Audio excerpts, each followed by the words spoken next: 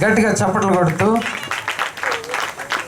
ప్రత్యేకమైనటువంటి పాట పాడినటువంటి దైవజనులకి నా హృదయపూర్వక వందనాలు తెలియపరుస్తూ ఈ సమయంలో మరి అయ్యగారు రాబోతూ ఉన్నారు.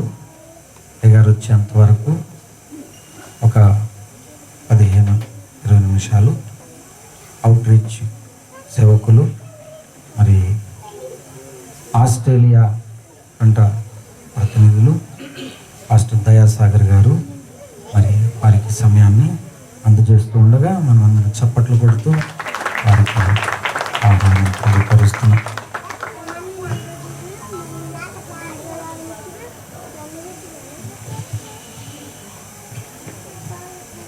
దేవునికి స్తోత్రములు. మన ఆత్మీయ తండ్రి అపోస్తులు డాక్టర్ అద్దంకి రంజిత్ ఓఫిరే గారికి, అలాగే Ophir Ministries general secretary pastor Yadal Abbul గారికి, అలాగే మరి అవుట్ రీచ్ తరపున ఆసియా ఖండ ప్రతినిధులుగా పనిచేస్తున్న పాస్టర్ కోవిడి రవి సారథి గారు, పాస్టర్ జి సైమన్ గారులకు, అలాగే మరి మన మధ్యలోనికి వచ్చినటువంటి పాస్టర్ జోసెఫ్ దిలీప్ గారు ఐరోపా ఖండ ప్రతినిధి, అలాగే ఈ సభలు ఇక్కడ నిర్వహిస్తున్నటువంటి పాస్టర్ జి వెంకటేష్ గారు, పాస్టర్ ప్రభుకుమార్ గారు, పాస్టర్ శివయ్య గారు, అలాగే వేదిక మీద ఆసీనులై ఉన్నటువంటి national out reach coordinators pastor Satyanandam గారు, పాస్టర్ సురేష్ గారు, పాస్టర్ నాయన్ బాబు గారు, ఇంకా పాస్టర్ సికిందర్ గారు, పాస్టర్ ప్రభుదాస్ గారు, మరి సామిల్ గారు, ఇక్కడ చేరి వచ్చినటువంటి అభిషిక్త దైవ సేవకులకు, మరి సెంట్రల్ చర్చ్ ఎల్డర్స్ పెద్దలకు, సంఘ సభ్యులకు, ముఖ్యంగా ఈ చివరి రోజు మరి మన ఆత్మీయ తండ్రి మన మధ్యలోనికి మరి కొద్ది నిమిషాల్లో రాని ఉంటుండగా మరి వారి ద్వారా చక్కని వాక్యోపదేశాన్ని పొందాలని ఈ సభ ప్రాంగణానికి, ఈ సెంట్రల్ చర్చ్ ప్రాంగణమునికి విచ్చేసిన మీ అందరికీ కూడా, అలాగే ఆన్లైన్లో దేవుని వాక్యాన్ని వీక్షించబోతున్న వారందరికీ నా హృదయపూర్వకమైన వందనాలను తెలియజేస్తున్నాను. దేవుని యందు ప్రియులరా, మరి సెంట్రల్ చర్చ్లో మీ అందరితో కలిసి ఈ రీతిగా పాల్గొనటం అనేది ఒక ఆనందం, సంతోషం కలుగుతుంది. ఏంటంటే హైదరాబాదు సెంట్రల్ చర్చ్కి రావటం అంటే మరి నాన్నగారి ఇంటికి రావటం అనే ఒక ఫీలింగ్ కలుగుతూ ఉంటుంది. అంతేకాదు ఇక్కడ సెంట్రల్ చర్చ్ గురించి మనం ఆలోచిస్తున్నప్పుడు ఇశ్రాయేలీయులు అరణ్య యాత్రలో వారు ఉన్నప్పుడు మోషే నాయకత్వంలో దేవుని ప్రజలందరితో దేవుడు మాట్లాడాలి అనుకున్నప్పుడు దేవుడు మోషేతో మాట్లాడేవాడు, మోషే ఇశ్రాయేల్ ప్రజలందరితో మాట్లాడేవాడు. అలాగే ఈ తరంలో సార్వత్రిక క్రైస్తవ సంఘముతో దేవుడు మాట్లాడాలనుకుంటున్న ప్రతి అంశము, ప్రతి సిద్ధాంతము, ప్రతి బోధ దేవుడు ఆనాడు మోషే ద్వారా ఇశ్రాయేల్ ప్రజలతో మాట్లాడినట్లు ఈనాడు సార్వత్రిక క్రైస్తవ సంఘం అంతటితో మన ఆత్మీయ తండ్రి ఓఫిర్ గారి ద్వారా దేవుడు మాట్లాడటం మనకు చాలా గర్వకారణం అవుతుంది, అతిశయం అవుతుంది. దేవుని స్తోత్రం చెప్తాం. హల్లెలూయా. కాబట్టి సెంట్రల్ చర్చ్ అనేది ప్రపంచ క్రైస్తవ్యానికి ఒక దిశ నిర్దేశించేటటువంటి ఒక కేంద్ర స్థానముగా దేవుడు మరి ఈ హైదరాబాద్ సెంట్రల్ చర్చిని దేవుడు నిలబెట్టినందుకు ఇదంతా మనందరికీ ఎంతో సంతోషించదగినటువంటి విషయం, అభిలషణీయం. ఒక రకంగా మనకి ఇది గర్వకారణం.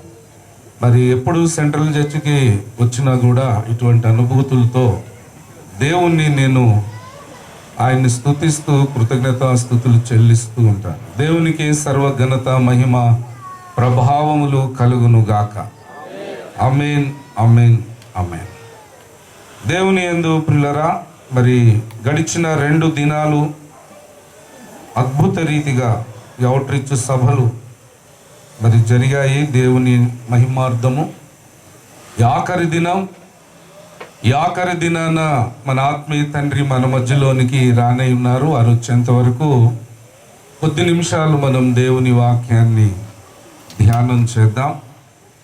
దేవుని పరిశుద్ధ గ్రంథంలో నుంచి కొన్ని మాటలు మనం ధ్యానం చేసుకుందాం. దేవుని పరిశుద్ధ గ్రంథములో నుంచి అపోస్తలుల కార్యములు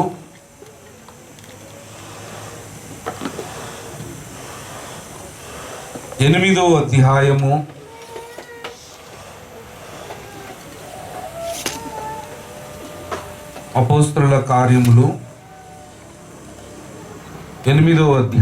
29వ వచనం నుండి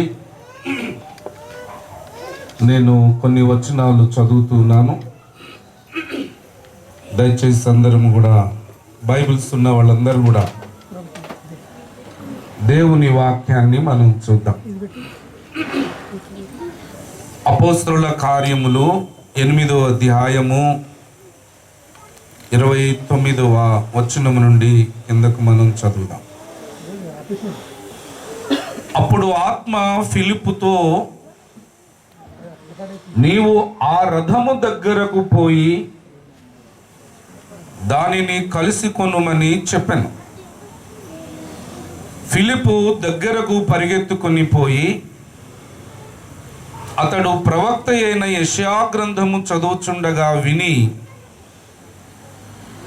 నీవు చదువునది గ్రహించుచున్నావా అని అడుగగా, అతడు ఎవడైనను నాకు త్రోవ చూపకుంటే ఎలాగు గ్రహింపగలనని చెప్పి రథమెక్కి తనతో కూర్చుండుమని ఫిలిప్పును వేడుకొనెను.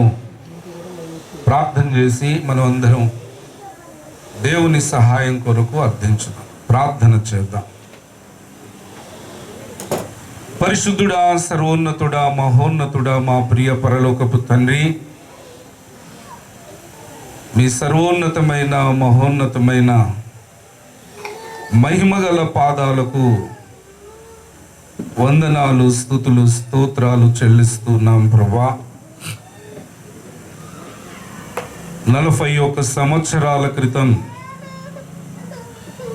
నీ దీనదాసులు మా ఆత్మీయ తండ్రి ఓఫిరయ్య గారిని మీరు ఏర్పరచుకొని ప్రపంచ క్రైస్తవ్యాన్ని ఒక్క బోధలోనికి, ఒక్క సిద్ధాంతములోనికి మీరు నడిపించటానికి, విశ్వాస సమాజమును ఒక తాటి మీదికి తీసుకొని రావటానికి, అలాగే అన్య సమాజమునకు మరి తిరుగులేని విధముగా సర్వ సృష్టికర్తవు, త్రియేక దేవుడవు నీవేనని యేసయ్యా అనేక నిరూపణలతో, సాక్ష్యాధారాలతో సత్యదేవుడు ప్రభు అయిన యేసుక్రీస్తే అని అనేకులకు చాటించటానికి, ఒప్పించటానికి, రక్షణ మార్గములోనికి నడిపించటానికి మీరు ఏర్పరచుకున్నటువంటి మీ పాత్ర, మీ ఆయుధం నాయనా మా ఆత్మీయ తండ్రి ఓఫిర్ గారిని 41 సంవత్సరాలుగా మీరు మీ సేవలో వాడుకుంటూ వస్తున్న క్రమంలో ఈనాడు భారతదేశంలోనే కాదు, ప్రపంచంలోని అన్ని దేశాలకు, అన్ని పట్టణాలకు, అన్ని ప్రాంతాలకు ఈ దేవ దర్శనమును తీసుకొని వెళ్ళాలని ఒక ఉద్దేశంతో మరియు అయ్యగారి చేత మీరు ఏర్పరిచిన ఓఫిర్ మినిస్ట్రీస్లోని ఒక శాఖ అవుట్ రీచ్, మరి అవుట్ రీచ్ పరిచర్య ద్వారా యేసయ్య ప్రపంచాన్ని సువార్త సత్యముతోను సర్వసత్యముతోను మీరు నింపాలి అని మీరు జరిగిస్తున్న సేవను బట్టి స్తోత్రాల క్రమంలో ఈ 3 రోజుల అవుట్ రీచ్ ఉపవాస జీవ ప్రార్థన కూడికలు నిజాంపేట్ సెంట్రల్ చర్చ్లో మీరు ఏర్పరిచి అద్భుతంగా జరిగిస్తున్న క్రమంను బట్టి స్తుతిస్తున్నా. కొద్ది నిమిషాలు మీరు మాతో మాట్లాడండి ప్రభువా. మీ పక్షముగా మీ వాక్యమును అందించుటకు సిద్ధపడుచున్న నీ దాసుడు అల్పుడు, అపాత్రుడు, అయోగ్యుడు నాయనా, మీరే కనికరించి మీ ఆత్మాభిషేకంతో అభిషేకించి మీ సిలువ చాటున మరుగుపరచి మీరే నాతో, మాతో, మా అందరితో మీరే మాట్లాడమని, మీరు మాట్లాడుచుండగా వినే శక్తి, గ్రహించే శక్తి మా అందరికి దయచేయమని ప్రార్థిస్తున్నాను. నీ వాక్య పరిచర్యకు, నీ కార్యములు విజయవంతమగుటకు, నీ ఆత్మ కార్యములు జరుగుటకు అనేక ఆటంకాలు, అవరోధాలు కలిగించే సకల అంధకార దురాత్మల, అంధకార శక్తులన్నిటినీ అవి ఎక్కడనున్నా వాటిని, వాటి క్రియలను, అవి ప్రేరేపించే శక్తులను, వ్యక్తులను సమస్తమును మీరిచ్చిన అధికారమును బట్టి తండ్రి, కుమార, పరిశుద్ధాత్మ త్రియేక నామమైన ప్రభువైన యేసు క్రీస్తు వారి నామములో గద్దించి బంధిస్తూ నామమే. ప్రభువా, మీరే మీ వాక్యముతో మమ్మలను దీవించి ఇప్పుడు మేమున్న ఈ స్థలము నుండి, ఈ స్థితి నుండి మా సేవ ఎటువైపు వెళ్ళాలో, మేమేం చేయాలో ఈ వాక్యం ద్వారా మాకు విదితపరచి నైనా నీకు ప్రీతికరమైన సేవ చేసే సేవకులుగా న్యాయపీఠం ఎదుట నీ వలన మెప్పు, ఘనతను, మహిమను, విలువైన బహుమానాలను నీ చేత పొందుకునే వారలుగా సేవ చేసే ధన్యత ఓఫిర్ మినిస్ట్రీస్లో ఉన్న సేవకులకు, విశ్వాసులందరికీ, అగాపే కుటుంబ సభ్యులందరికీ ఇట్టి భాగ్యము దయచేయమని అర్థిస్తూ సమస్త ఘనత, మహిమ, ప్రభావాలు మీకే చెల్లిస్తూ అడిగిన అంశములన్నీ మీరు ఇచ్చి ఉన్నారని విశ్వాసంతో స్వతంత్రించుకుంటూ మీకు స్తుతులు చెల్లిస్తూ త్వరలో రాని ఉన్న మా ప్రియ ప్రభు అయిన నజరేయుడైన యేసు నామములో ప్రార్థించి వేడుకొంచున్నాము తండ్రి, ఆమేన్. దేవునికి స్తోత్రం, అందరికీ వందనాలు. ప్రియులారా, కొద్ది నిమిషాలు మన మనసులను దేవుని వాక్యం మీద కేంద్రీకరించుదాం. అపోస్తలుడైనటువంటి పౌలు దేవుని సేవ ఆయన పదే పదే ఏ దృష్టితో చేస్తూ ఉన్నాడు అంటే, నేను ఒక గురి కలిగి ఈ సేవ చేస్తూ ఉన్నాను అంటూ ఆయన చెప్పుకొస్తున్నాడు. అపోస్తలుడైనటువంటి పౌలు ఆయనకంటూ ఒక లక్ష్యం ఉన్నది,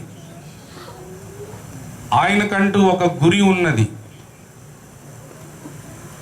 బైబిల్ గ్రంథంలో ఆయన చెప్తూ వస్తున్నటువంటి ఒక మాట దయచేసి మీరు చూడండి. కొరింథీయులకు రాసినటువంటి మొదటి పత్రిక 9వ అధ్యాయము 26వ వచనములో ఆయన చెప్తాడు, కాబట్టి నేను గురి చూడని వాని వలె పరిగెత్తువాడను కాను. చాలండి. అంటే అపోస్తలుడైన పౌలు సేవకు, భక్తికి ఒక గురి, ఒక లక్ష్యము అనేది ఉంది. గురి లేకుండా, లక్ష్యము లేకుండా, ఒక డెస్టినేషన్ నిర్దేశించుకోకుండా తెగిపడిన గాలిపటం వలె అపోస్తలుడైన పౌలు సేవ లేదు అనే విషయము మనము లేఖనాలను చదువుతున్నప్పుడు మనకు అర్థమవుతూ ఉన్నది. దేవుని యందు ప్రియులారా, అలాగే అపోస్తలుడైన పౌలు ఫిలిప్పీలకు రాసిన పత్రిక 3వ అధ్యాయము 13-14 వచనాలలో కూడా అదే మాట చెప్తున్నాడు. సహోదరులారా, నేను ఇదివరకే పట్టుకొని ఉన్నానని తలంచుకొనను, అయితే ఒకటి చేయుచున్నాను, వెనక ఉన్నవి మరచి ముందున్న వాటి కొరకై వేగిరపడుచు క్రీస్తు యేసునందు దేవుని ఉన్నతమైన పిలుపునకు కలుగు బహుమానము పొందవలెనని. మళ్ళీ ఇక్కడ గురి గురించి మాట్లాడుతున్నాడు. గురి యొద్దకే నేను పరుగెడుతూ ఉన్నాను అంటున్నాడు. దేవుని యందు ప్రియులారా, పౌలుకున్నటువంటి గురి ఏమిటి అని మనం ఆలోచన చేస్తే కొన్ని విషయాలు మనం ఈ దినాన చర్చించుకోవచ్చు, ధ్యానించవచ్చు. పౌలు ఏ గురి కలిగి ఉన్నాడో, ఏ గురి కలిగి ఆ దినాలలో పౌలు సేవ చేశాడో, ఈనాడు ఈ భూమి మీద పౌలు గురి కలిగినటువంటి సేవ చేసినటువంటి సేవనే ఓఫిర్ మినిస్ట్రీస్ జరిగిస్తుంది అని చెప్పటంలో అతిశయోక్తి లేదు. అందులో అవుట్ రీచ్ అనే బ్రాంచ్ ద్వారా ఈ దేవ దర్శనాన్ని, పౌలు కలిగి ఉన్న గురి వంటి సేవా దర్శనాన్ని ప్రపంచమంతా తీసుకొని వెళ్ళాలని కాంక్షతో,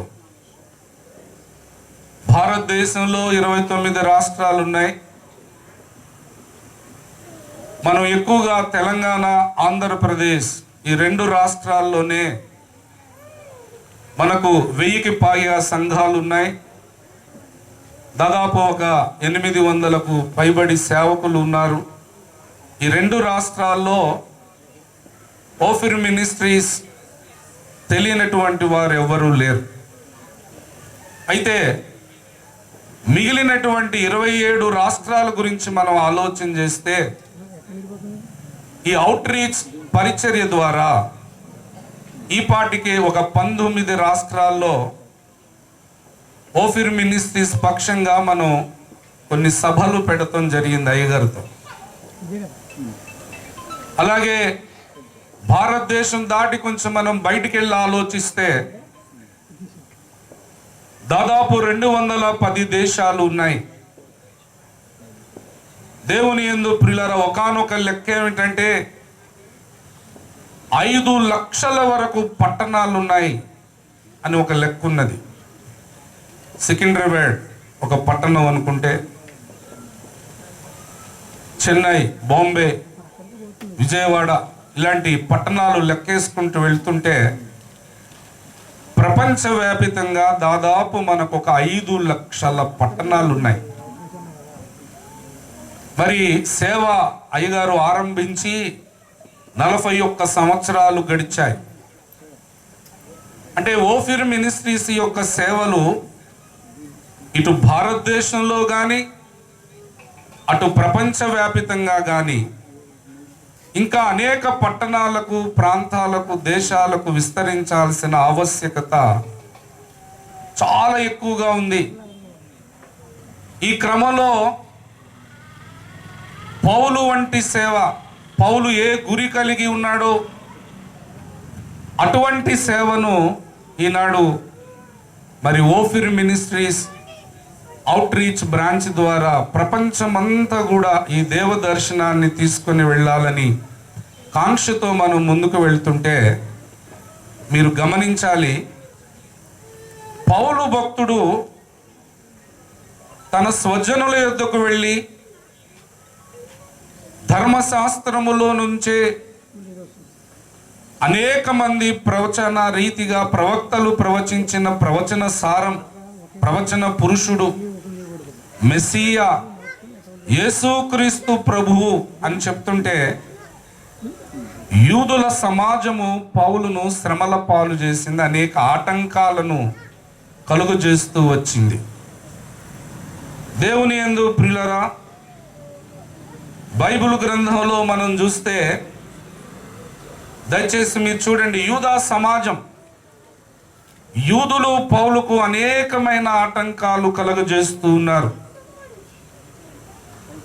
దయచేసి అపోస్తుల కార్యములు 13వ అధ్యాయము 44, 45, 46 వచనాలు మనం చదువుదాం. మరుసటి విశ్రాంతి దినమున దాదాపుగా పట్టణమంతయు దేవుని వాక్యము వినుటకు కూడి వచ్చెను. యూదులు జనసమూహములను చూచి మత్సరముతో నిండుకొని దూషించుచు పౌలు చెప్పిన వాటికి అడ్డము చెప్పిరి. దేవుని యందు ప్రియులారా, 46 కూడా చదువుదాం. చదవండి అమ్మా.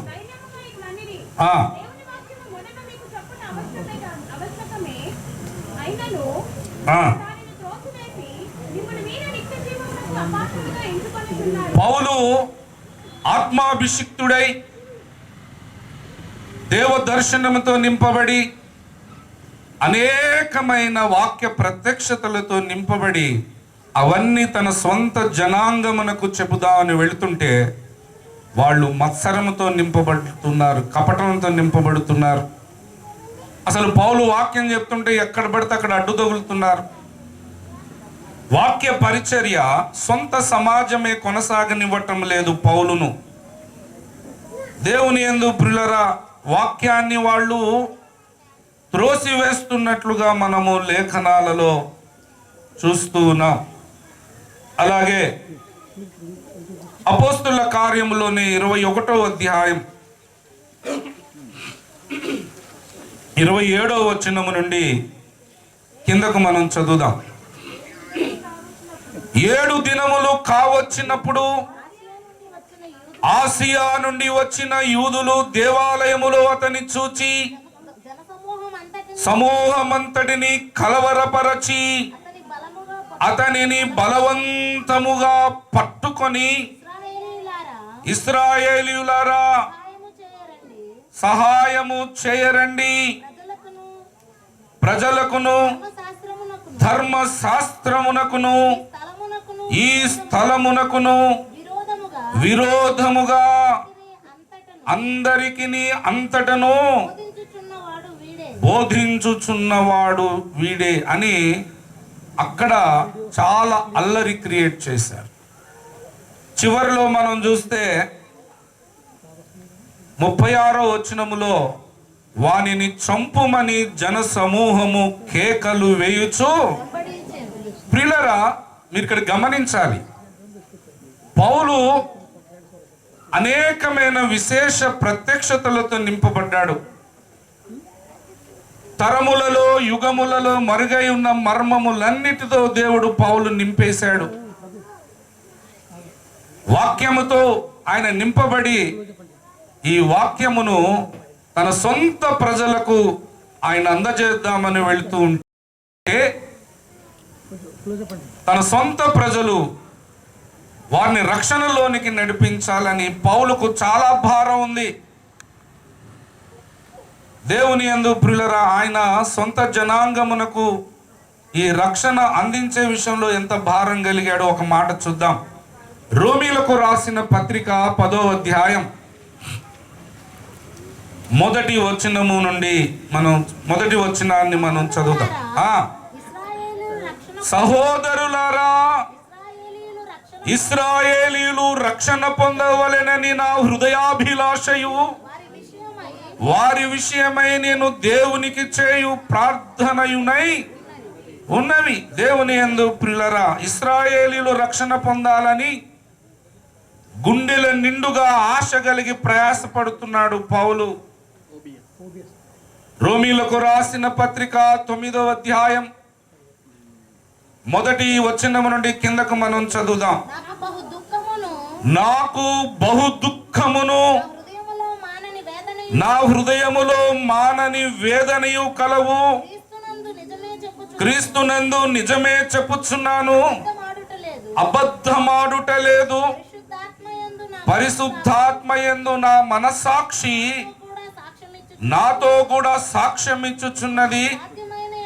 సాధ్యమైన ఎడల దేహ సంబంధులైన నా సహోదరుల కొరకు నేను క్రీస్తు నుండి వేరై శాపగ్రస్తుడనై ఉండకూడదు. ఇశ్రాయేలులందరూ రక్షణ పొందుతారు. ఒకవేళ నేను శాపగ్రస్తుడైతే నేను శాపగ్రస్తుని అవుటను బట్టి ఇశ్రాయేలులందరూ రక్షణ పొందగలిగే పరిస్థితి ఉంటే, ఒకవేళ వారి కొరకు నేను శాపగ్రస్తుడైపోవటానికి కూడా నేను సిద్ధమే అని అంటున్నాడు. అంటే ఇశ్రాయేలుల మీద వారు రక్షణ పొందాలి, వారు నిత్య జీవ ప్రాప్తులు కావాలి, యేసుక్రీస్తే మెస్సయ్యా అని వీళ్ళందరూ గుర్తించాలి, యేసయ్యకు విధేయులవ్వాలి అనే ఉద్దేశంతో పౌలు భక్తుడు చాలా ప్రయాసపడుతున్నాడు. కానీ సొంత జనాంగము, ఆ యూదా సమాజం అడుగడుగున ఆయనను అడ్డుకుంటున్నారు. మత్సరముతో కపటంతో నింపబడి ఆయనకు ఆటంకాలు క్రియేట్ చేస్తున్నారు. అవకాశము కుదిరితే పౌలును చంపేయాలి, పౌలుని మనం బ్రతకనీయకూడదు అనేటటువంటి ఒక దురుద్దేశంతో పౌలు మీద పగపట్టినట్లుగా మనము లేఖనాలలో చూస్తున్నాం. మీరు చూడండి, అపోస్తల కార్యాలు 23వ అధ్యాయం 12వ వచనమును మనం చదువుదాం. 12 నుంచి. ఉదయమైనప్పుడు యూదులు కట్టుకట్టి, ఇప్పుడు చదువుతున్నదంతా ఎవరి గురించి? మనం పౌలు ఎవరికి సేవ చేయాలని తాపత్రయపడుతున్నాడు, ఎవరికి వాక్యం చెప్పాలని ప్రయాసపడుతున్నాడు, ఎవరికి రక్షణ అందించాలని తన్నులు తింటున్నాడు, దెబ్బలు తింటున్నాడు, ప్రాణాపాయ పరిస్థితులలో చిక్కుబడిపోతున్నాడు. ఎవరి కోసం ఈ ప్రయాస అంతా ఇప్పటి వరకు మనం చూసింది? యూదుల కొరకు, ఇశ్రాయేలుల కొరకు. అడుగడుగున యూదులు వాళ్ళ ఆలోచనలు చూడండి. ఉదయమైనప్పుడు యూదులు కట్టుకట్టి తాము పౌలును చంపు వరకు అన్నపానములు పుచ్చుకొనమని ఒట్టు పెట్టుకుని కుట్రలో చేరిన వారు. ప్రియులారా, మనం ఇప్పుడు వరకు చెప్పుకుంటూ వచ్చింది ఏమిటంటే, పౌలు భక్తుడు చేస్తున్న సేవ ఒక గురి కలిగి ఆయన సేవ చేస్తా ఉన్నాడు. ఒక లక్ష్యం ఉంది ఆయన సేవకు, ఆయన చేసే భక్తికి. ఆ గురి కలిగి ఆయన సేవ చేస్తున్నాడు. ఈ సేవ మొదట తన సొంత ప్రజలైనటువంటి యూదుల దగ్గరికి ఆయన వెళ్ళాడు. అనేక లేఖనాలు ఎత్తిపెట్టి యేసుక్రీస్తే ఆయన దేవుడు, రక్షకుడు అని అనేకమైన లేఖనాలను వివరించే ప్రయత్నం చేస్తుండగానే యూదులలో కొందరు మత్సరంతో కుట్రలు చేస్తూ ఆయన వాక్యాన్ని అడ్డుకుంటూ ఆయనను చంపాలి అని ప్రతి పట్టణంలో దాదాపుగా ఆయనకు ప్రాణాపాయ పరిస్థితులు ఎదురవుతున్నాయి పౌలుకి. ఒకవైపు యూదా సమాజం ఇలాగుంటే, సరే అన్య సమాజానికైనా దేవుని వాక్యాన్ని మనం ప్రకటిద్దాం అని అటువైపు వెళ్తుంటే, ఆ అన్య సమాజం కూడా పౌలుకు ప్రాణాపాయ పరిస్థితులను కలిగించే పరిస్థితులు. దయచేసి మీరు చూడండి, అపోస్తలుల కార్యములు 19వ అధ్యాయం 23వ వచనం నుండి మనం చూస్తే, ఆ కాలమందు క్రీస్తు మార్గమును గూర్చి చాలా అల్లరి కలిగెను. ఎలాగనగా దేమేత్రి అని ఒక కంసాలి అర్త్యమీ దేవికి వెండి గుళ్లను చేయించుట వలన ఆ పనివారికి మిగుల లాభము కలుగజేయుచుండెను. అతడు వారిని అట్టి పని చేయు ఇతరులను గుంపు కూర్చి, అయ్యలారా, ఈ పని వలన మనకు జీవనము బహుబాగుగా జరుగుచున్నదని మీకు తెలియను. అయితే చేతులతో చేయబడినవి దేవతలు కావని ఈ పౌలు చెప్పి ఎఫెసులో మాత్రము కాదు, దాదాపు ఆసియా ఎందంతట బహుజనమును ఒప్పించి త్రిప్పి ఉన్న సంగతి మీరు చూచియు విని ఉన్నారు. ఇటు అన్య సమాజాన్ని దగ్గరికి వెళ్తే వాళ్ళు పౌలు మీద కుట్రలు చేస్తున్నారు. వాళ్ళు దగ్గర ఉన్నటువంటి ప్రజలందరినీ లేనిపోని మాటలు చెప్పి పౌలు ప్రకటిస్తున్నటువంటి సువార్తను అడ్డుకునేటటువంటి ప్రయత్నం చేస్తూ ఉన్నారు. దేవుని యందు ప్రియులారా, మనకు తెలుసు, అడుగడుగున ఆయన ఎన్నో శ్రమలు, బాధలు, కష్టాలు, ఇబ్బందులు పడుతున్నటువంటి వైనాన్ని మనం చూడొచ్చు. ఒక వ్యక్తికి దయ్యం పెడితే, దయ్యం వదిలిస్తే జైలుకు తీసుకెళ్లి కొట్టి చెరసాల్లో చిత్రహింసలు చేశారు. అపోస్తుల కార్యాలు 16వ అధ్యాయంలో 19వ వచనం నుండి మనం చూస్తే, అంటే దయ్యమును వదిలిగొట్టాడు అంతే. ఆ దయ్యం ద్వారా తన యజమానురాలకు కొంత లాభం పోయింది. ఇప్పుడు ఏం జరిగింది? ఆమె యజమానులు తమ లాభ సాధనము పోయినని చూచి పౌలును శీలను పట్టుకొని గ్రామపు చావిడిలోనికి అధికారుల యొద్దకు ఈడ్చుకొని పోయింది. 21వ వచనం చూడండి. రోమీయులమైన మనము అంగీకరించుటకైనను చేయుటకైనను కూడని ఆచారములు ప్రచురించుచు మన పట్టణము గలిబిలి చేయుచున్నారని చెప్పిరి. అప్పుడు జన సమూహము వారి మీదికి దొమ్మిగా వచ్చెను. న్యాయాధిపతులను వారి వస్త్రములను లాగివేసి వారిని ఎందుకు కొడతారండి? దయ్యాన్ని వదిలించినందుకు కొడతారా? పౌలు చేసిన నేరం ఏంటి? దయ్యముతో పీడించబడుతున్న ఒక వ్యక్తికి విడుదలనిస్తే ఆ దయ్యం ద్వారా వీళ్ళు సంపాదించే సంపాదన పోయిందనుకొని ఒక కుట్రతో ఆయన మీద నేరారోపణ చేస్తే ఆ న్యాయాధిపతులైనా సరిగా విచారించవద్దా ఈ పౌలు చేసింది ఏంటి అన్యాయం అని?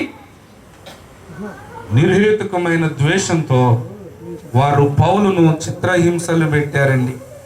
దేవుని యందు ప్రియులరా, దయచేసి 16వ అధ్యాయంలో ఆ యొక్క దయ్యాన్ని వెళ్ళగొడతాడు. 18వ వచనం. ఆమె ఇలాగూ అనేక దినములు చేయుచుండెను గనుక పౌలు వ్యాకులపడి దాని వైపు తిరిగి, నీవు ఈమెను వదిలిపొమ్మని యేసుక్రీస్తు నామమున ఆజ్ఞాపించుచున్నానని ఆ దయ్యముతో చెప్పిన. ఆ దయ్యము ఆమెను వదిలేసి వెళ్ళిపోయింది. ఇది ఏమి నేరం? ఇది నేరమా? దేవుని యందు ప్రియులారా, ఒక దయ్యమును వదలగొడితే పౌలు భక్తుని మీద శిక్ష పడింది. ఇప్పుడు జాగ్రత్తగా మనం ఆలోచన చేయాలి. పౌలు భక్తుడు తన సొంత సమాజం, యూదుల సమాజం దగ్గరికి వెళ్ళి యేసుక్రీస్తు ప్రభు వారిని గూర్చి చెబుదామని ప్రయత్నం చేస్తుంటే వాళ్ళు కుట్రలు చేస్తున్నారు, వాక్యాన్ని అడ్డుకుంటున్నారు, చంపాలని ప్రయత్నం చేస్తున్నారు. మరొక వైపు అన్య సమాజం దగ్గరికి వెళ్ళి ఆ ఎఫెసు పట్టణము కానీ ఆ రోమాలో ఉన్న మిగతా పట్టణాల దగ్గరికి వెళ్ళి ఆ అన్యులున్న స్థలములో దేవుని వాక్యమును చాటుదాము అంటే అక్కడ కూడా పౌలుకు అనేకమైన శ్రమలు, దెబ్బలు, జైలు జీవితం ఎదురవుతా ఉంది. ఇప్పుడు మనం అందరం కూడా ఒక ప్రశ్నను ఇప్పుడు ఆలోచించాల్సిన ఆవశ్యకత ఉంది. ఇప్పుడు ఇక్కడ వాక్యం వింటున్నవారు కానీ ఆన్లైన్లో వాక్యం వింటున్నవారు కానీ, ఆనాడు పౌలు చేసినటువంటి సేవ,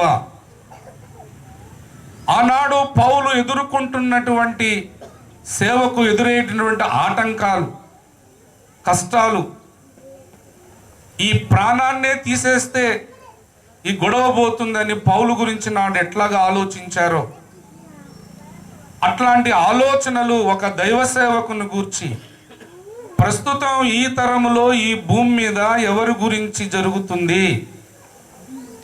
ఇన్ని శ్రమలు పడుతూ సమాజంలో ఉన్న అటు అన్య సమాజానికి సవాలుగా,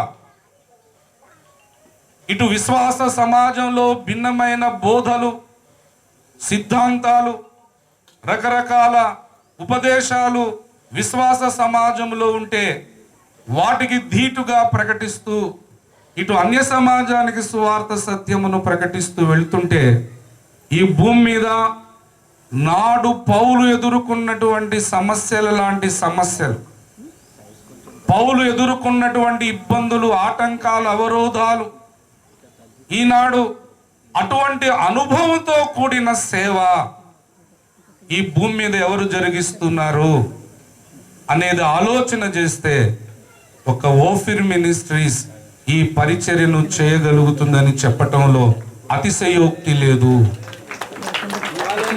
ఎవరైనా తమ పరిధిలో ఒక డినామినేషన్ నిర్దేశించినటువంటి లక్ష్యాలకు, నియమాలకు, ప్రిన్సిపల్స్కు లోబడి ఆ ప్రాంతంలో వారున్నటువంటి స్థలములో వారికి అనుకూలమైనటువంటి మార్గాలలో వారు దేవుని సేవను చేసుకోవటం పరిపాటి.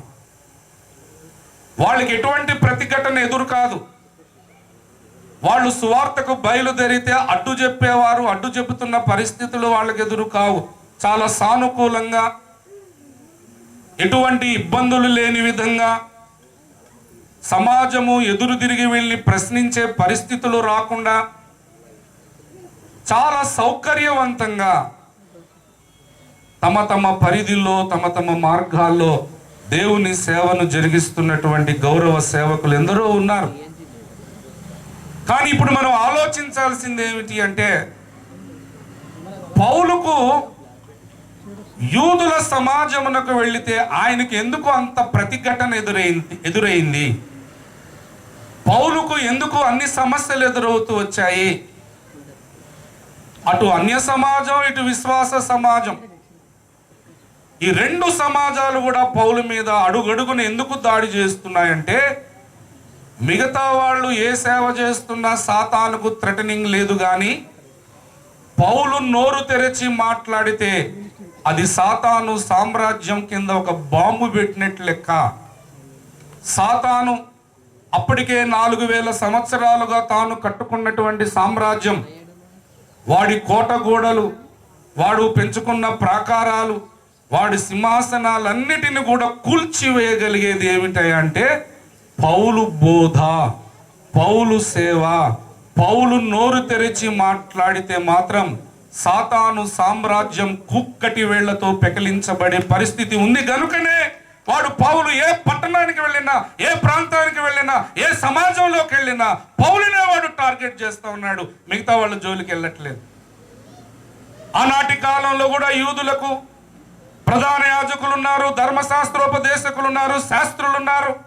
మీరు గమనించండి, వాళ్ళు ఎక్కడ కూడా ఇబ్బందులు పడుతున్నటువంటి వైనం మనకు బైబిల్ ఎక్కడ కనపడదు. పైగా వీధుల్లో, వారి సమాజ మందిరాలలో అగ్రపీఠాల మీద వాళ్ళు కూర్చుకుంటూ గౌరవ వందనాలు స్వీకరించే పరిస్థితి ఉంది. కానీ పౌలు పరిస్థితి చాలా డిఫరెంట్. ఏ పట్టణం, ఏ ప్రాంతం, ఏ దేశం, ఏ సమాజం ఎదుకు వెళ్ళినా ఒక ప్రతిఘటన ఎదురవుతా ఉంది, ఒక ఆటంకం ఎదురవుతా ఉంది, అనేక అడ్డుబండలు ఎదురవుతున్నాయి. ఎందుకంటే ఆనాటికే 4000 సంవత్సరాలుగా సాతానుడు ఈ భూమి మీద తనకంటూ ఒక సామ్రాజ్యాన్ని ఏర్పరచుకున్నాడు. వాడికి తిరుగు లేకుండా ఉంది. కానీ ఈ పౌలు దేవదర్శనంతో నింపబడ్డాడు, విశేషమైన వాక్య ప్రత్యక్షతలతో నింపబడ్డాడు. తరాలలో, యుగాలలో మరుగైనటువంటి మర్మాలన్నీ వెలిగి చెప్తున్నాడు. ప్రజలు కన్విన్స్ అవుతున్నారు, రక్షణ పొందుతున్నారు.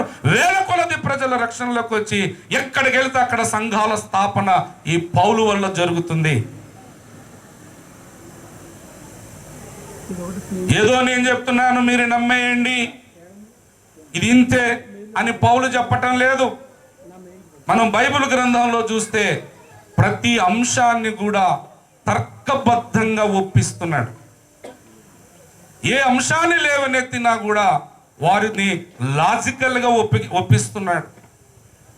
వారు ఏ ప్రశ్న వేసినా దానికి, యూదులు ప్రశ్న వేస్తే ధర్మశాస్త్రంలోకి వెళ్తున్నాడు, ఆ లేఖనాలు తీసుకొస్తున్నాడు. ఇదిగో ఈ లేఖనం ఇలా చెప్తుంది కదా, మరి యూదుల నోరు మూపిస్తున్నాడు. అన్యుల దగ్గరికి వెళ్తున్నాడు. అన్యుల దగ్గర ఏం దొరికితే వాళ్ళ గ్రంథాలు ఉన్నాయి, వాళ్ళ గ్రంథాలను ఎత్తిపట్టి వాళ్ళకే చెప్తున్నాడు. వాళ్ళ గ్రంథాల్లో ఉన్నటువంటి విషయాలను వెలికి తీసి మరి మీ గ్రంథాల్లో ఇలాగుంది కదా అంటున్నాడు. చూడండి, అపోస్తుల కార్యాలు 17వ అధ్యాయం 28 వచనాన్ని మనం చదివితే, మనము ఆయన యందు బ్రతుకుచున్నాము, చలించుచున్నాము, ఉనికి కలిగి ఉన్నాము, అటువలే కలిపేస్తున్నాడు ఇక్కడ పౌలు. ఎంత చాతుర్యం చూడండి. అటువలే మనమాయన అంటే ఎవరు? ఎదురున్నది ఎవరు? వాళ్ళు యూదులా? ఏ దేశ పట్టణస్తులు? వాళ్ళు అన్య సమాజం. కానీ ఎంత చాతుర్యంతో, ఎంత చతురతతో వాళ్ళు కూడా కలిపేసుకొని ఆయన ఏమంటున్నాడు? మనమాయన. మనము ఎదురుంది ఎవరు? అన్యులు. వాళ్ళు ఏ దేశ పట్టణస్తులు? గ్రీకు జాతి చెందిన వారు. వీళ్ళెవరు? అసలు యూదులకి గ్రీకులకు అసలు పడదు. ఒక వర్గ వైషమ్యం ఉంది ఇద్దరి మధ్య. కానీ గ్రీకులను వాళ్ళ కవీశ్వరులు చెప్పిన పుస్తకాల లోపలికి వెళ్ళిపోయి అక్కడ వాళ్ళ పెద్దలు ఆ పుస్తకాలలో ఉన్నటువంటి వారు చెప్పిన దాన్ని ఎత్తిపడుతూ ఆయన ఏం చేస్తున్నాడు? చాలా తెలివిగా కలిపేసుకొని, మరి మీ గ్రంథాల్లో చెప్పబడింది మీరు నమ్మరా అన్నట్టు కలిపేసుకొని, మనమాయన సంతానమని మీ కవీశ్వరులలో కొందరు చెప్పుచున్నారు. ఇది వాస్తవం కాదా? ఎంత లాజికల్గా, ఎంత ఐడియాలజికల్గా, ఎంత తర్కబద్ధంగా, ఎదుటివాడు నో అని చెప్పటానికి వీలు లేకుండా ఎంత లౌక్యంగా పౌలు సువార్తను ప్రకటిస్తున్నాడో అడుగడుగున మనము లేఖనాలలో చూడొచ్చు.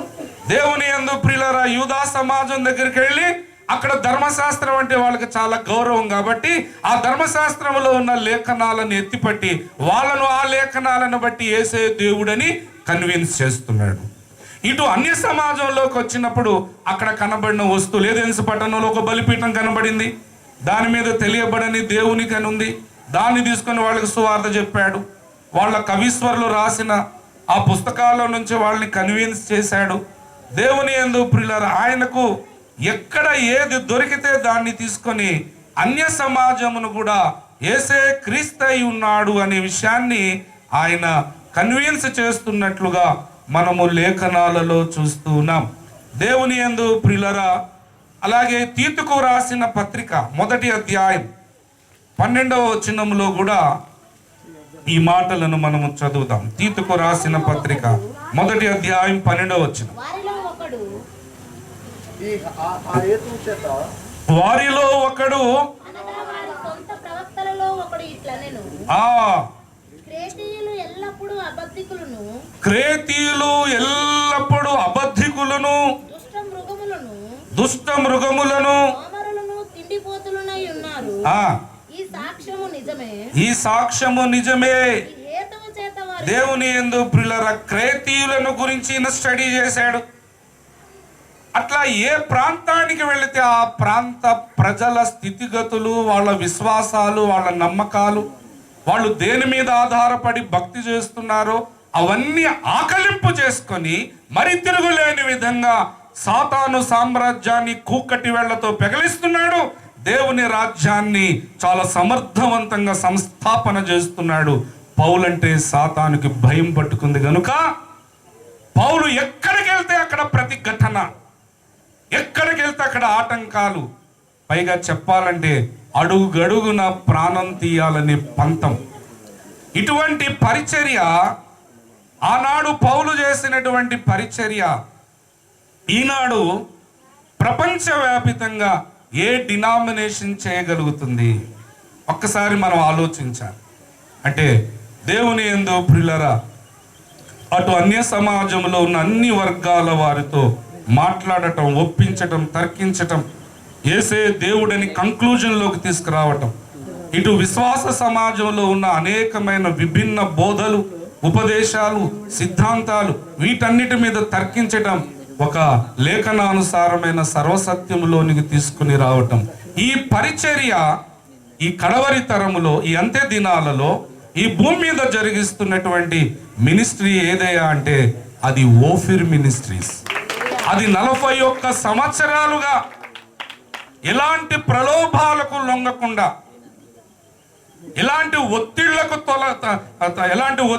లొంగకుండా ఇలాంటి బెదిరింపులకు భయపడకుండా,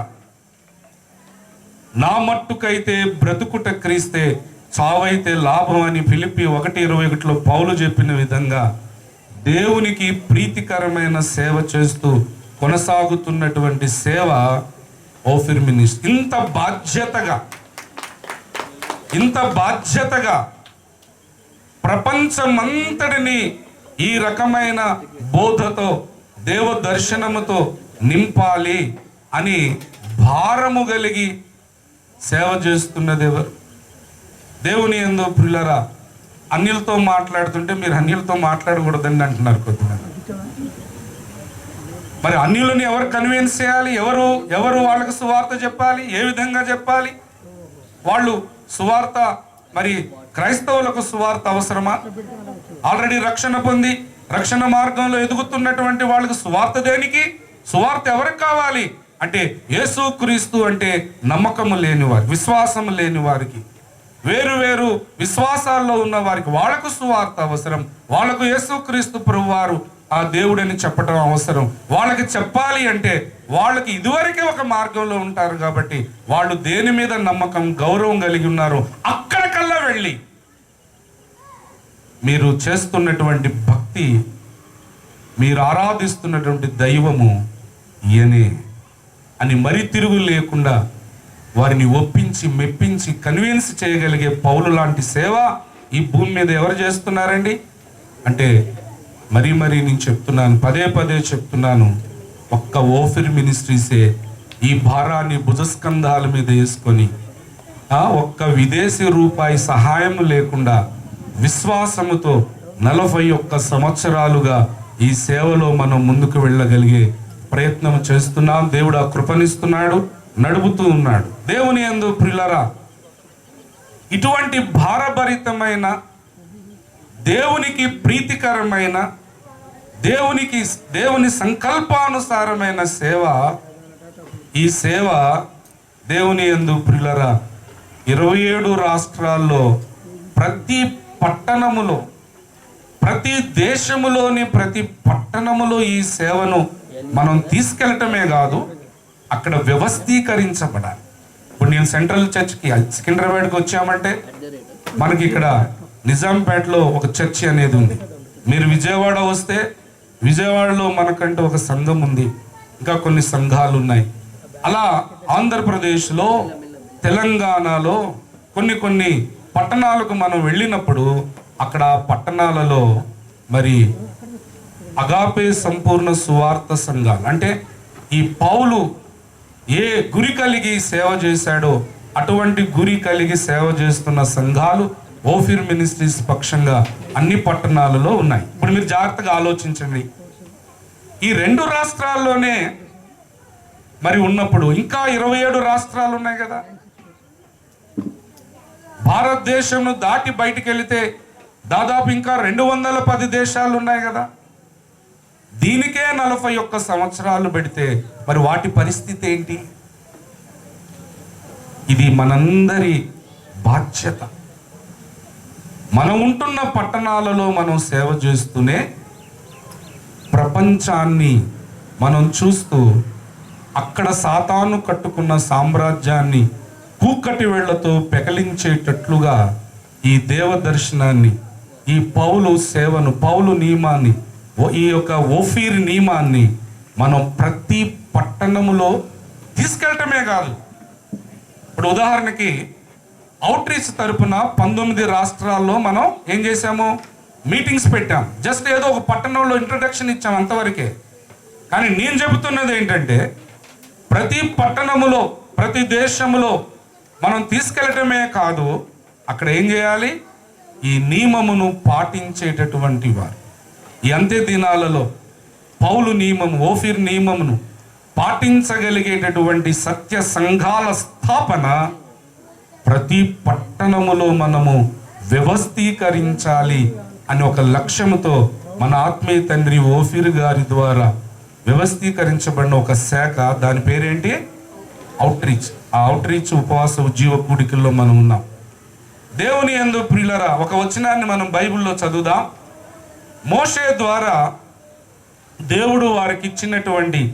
ఆ ధర్మశాస్త్ర క్రమాలను, మోషే నియమాన్ని పాటించేవారు ప్రతి పట్టణములో ఉన్నారట. ఇది చాలా ఇన్స్పిరేషన్ వర్డ్ మనకి.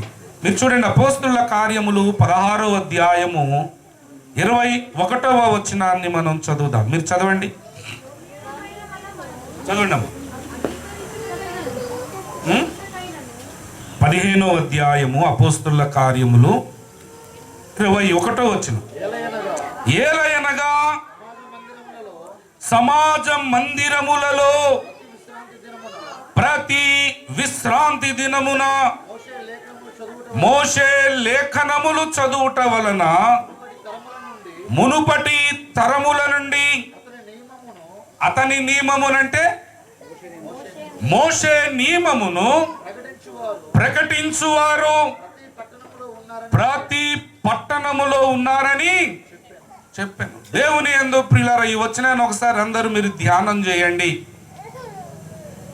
యూదులు ప్రతి సమాజ మందిరాలలో మోషే నియమము ఏదైతే ఉందో దాన్ని పాటించేవారు ప్రతి పట్టణములో ఉన్నారు అన్నట్లు ఈనాడు Ophir Ministries outreach branch ద్వారా భారతదేశములోని, ప్రపంచములోని అన్ని దేశాలలో ఏదైతే 5 లక్షల పట్టణాలు అని దాదాపు లెక్కగడుతున్నామో, ఈ 5 లక్షల పట్టణాలలో ప్రతి పట్టణములో ఇప్పుడు ఓఫీర్ నియమమును ప్రకటించేవారు, బోధించేవారు, వ్యవస్థీకరించి నడిపించేవారు ప్రతి పట్టణములో ఉండేటట్లుగా ఈ పనిని మనం చేయాల్సిందిగా అవుట్ రీచ్ సభల ద్వారా దేవుడు మనతో మాట్లాడుతున్నాడు. హల్లెలూయా, హల్లెలూయా. ఇది ఎవరు వచ్చి చేస్తారు? దేవదూతలు వచ్చి చేస్తారండి. ఈ పనిని ఎవరు చేస్తారు? అమ్మా మీరు చెప్పండి, ఎవరు చేస్తారు? మనమే చేయాలి. దేవుని యందు ప్రియులారా, దేవుడు ఆ భాగ్యాన్ని మనకు అనుగ్రహించినాడు. కాబట్టి ఈ పరిచర్యను మనము ముందుకు తీసుకొని వెళ్ళాల్సినటువంటి అవసరం ఉన్నది. దేవుని యందు ప్రియులారా, ఇంత భారభరితమైనటువంటి ఈ పరిచర్య పౌలు చేస్తున్నటువంటి, ఆనాడు పౌలు చేసినటువంటి పరిచర్య సేవ ఈనాడు ఓఫిర్ మినిస్ట్రీస్ ఇంత భారంగా, ఇంత కష్టంగా, ఇంత ఇబ్బందిగా, సమాజంలో ఏ ఒక్క వర్గం కాదు అన్ని వర్గాల వ్యతిరేకతను పొందుకుంటూ, ఎదుర్కొంటూ ఈ సేవను ఈ రీతిగా ఎందుకు మనం తీసుకెళ్లాల్సి వచ్చింది అనేది ఒకసారి మనం ఆలోచించాలి. జాగ్రత్తగా మీరందరూ వింటున్నారని అనుకుంటున్నాను. పౌలు ఆ రోజుల్లో ఆయన సేవ చేస్తూ ఉంటే ఎన్నో కష్టాలు, ఎన్నో ఇబ్బందులు, ప్రాణాపాయ పరిస్థితులు ఎదుర్కొన్నాడు. ఓఫిర్ మినిస్ట్రీస్ ఇన్ని శ్రమలు, ఇన్ని కష్టాలు లేకుండా చాలా సౌకర్యవంతంగా డబ్బులు సంపాదించుకునే విధంగా చాలా సౌఖ్యంగా సేవ చేసుకోవచ్చు కదా. ఒక మాట అంటున్నా, ఎటువంటి ఇబ్బందులు లేకుండా, ఎటువంటి గొడవలు రాకుండా, ఎవరికి మనం నొప్పించుకోకుండా, ఏమండి ఈ పేదరికంలో స్ఫురణలో ఉన్న సంఘ అనుభవంలో మనం ఉండకుండా, మనం డబ్బును కూడా ఎంతో ఆర్థికంగా పరిపుష్టత కలిగి హాయిగా కడుపులో నీళ్లు కదలకుండా సేవ చేసేసుకోవచ్చు కదా. అంటే దేవుని యందు ప్రియులారా, జాగ్రత్తగా మీరు వినాలి. ఈ భూమి మీద సేవ చేస్తున్న సేవ అంతటిని కూడా దేవుడు ఒక దినాన అగ్ని చేత పరీక్షించనై ఉన్నాడు అని మన కొరింథీయులకు రాసిన మొదటి పత్రిక 3వ అధ్యాయంలో మనం చదువుకుంటున్నాం. మనందరికీ అది సుపరిచితమే.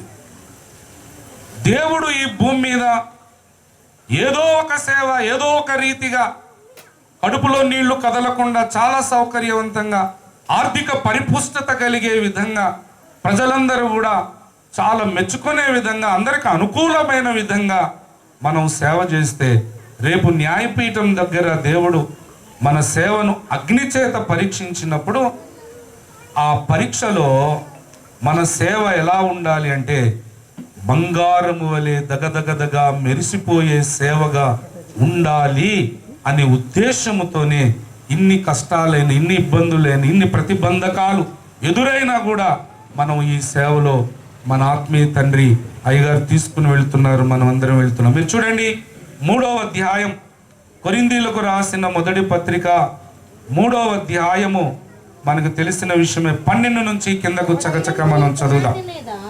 ఎవడైనను ఈ పునాది మీద బంగారము, వెండి, వెలగల రాళ్ళు, కర్ర, గడ్డి, కొయ్యకాలు మొదలైన వాటితో కట్టిన ఎడలా వాని వాని పని కనబడును, ఆ దినమున దాన్ని తేటపరచును, అది అగ్ని చేత బయలుపరచబడును, మరియు వాని వాని పని ఎట్టిదో దానిని అగ్నియే పరీక్షించును.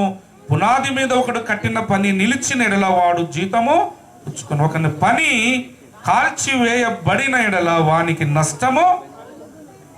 ఇన్ని కష్టాలు పడుతూ సమాజంలో ఉన్న అన్ని వర్గాల ప్రజల నుంచి అనేకమైన ఇబ్బందులను ఎదుర్కొంటూ ఆర్థికంగా నలిగిపోతూ ఎందుకు ఇంత కష్టంగా ఉన్న ఈ సేవను ఎందుకు చేయాల్సి వస్తుంది అంటే, పౌలు వంటి సేవ రేపు న్యాయపీఠము దగ్గర దేవుడు సేవను పరీక్షించినప్పుడు బంగారములాగా దగదగ దగదగ మెరిసిపోయేటట్లుగా సేవ ఉండాలి అని కాంక్షతో, ఒక బలమైన సంకల్పముతో ఈనాడు ఓఫిర్ మినిస్ట్రీస్ మరి ప్రపంచవ్యాపిత సేవకు నడుం కట్టి ఎన్నో కష్టాలు, ఎన్నో బాధలు, ఎన్నో అవమానాలు, ఎన్నో మరి ఇబ్బందులతో ఈ సేవను మనం ముందుకు తీసుకుని వెళుతూ ఉన్నాం.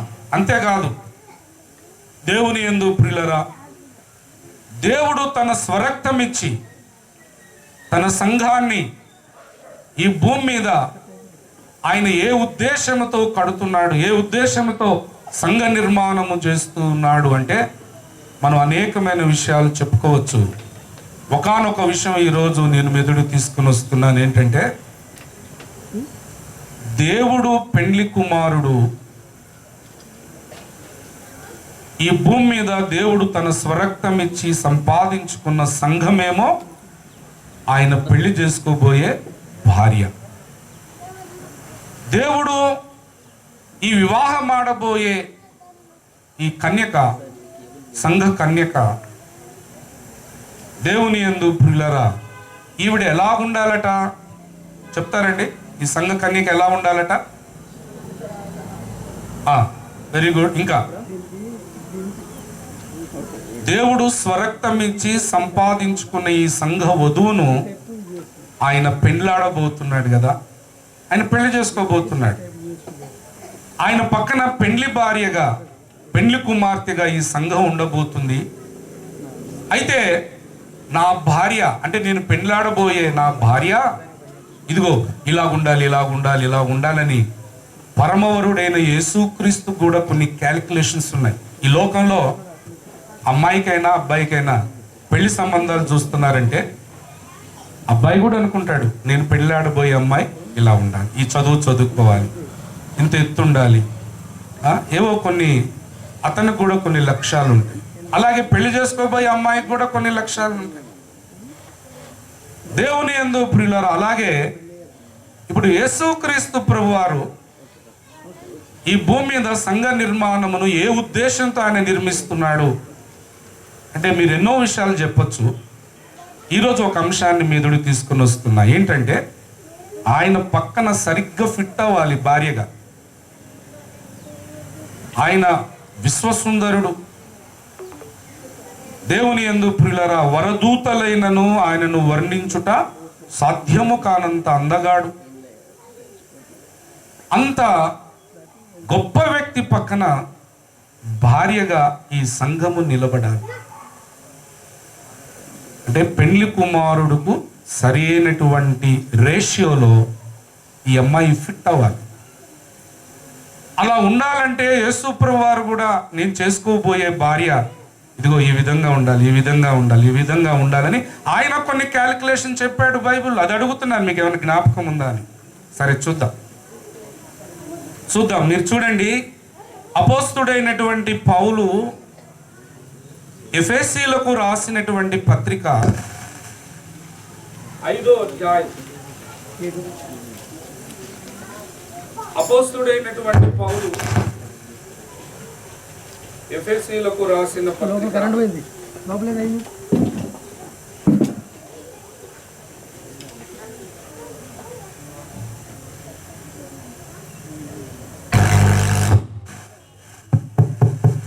అపోస్తలుడైన పౌలు ఎఫెసీలకు రాసిన పత్రిక 5వ అధ్యాయము 25 నుంచి 27వ వచనం వరకు మనం చదువుకుందాం.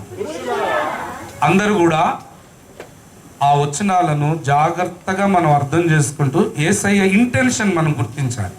పురుషులారా, మీరును మీ భార్యలను ప్రేమించుడి,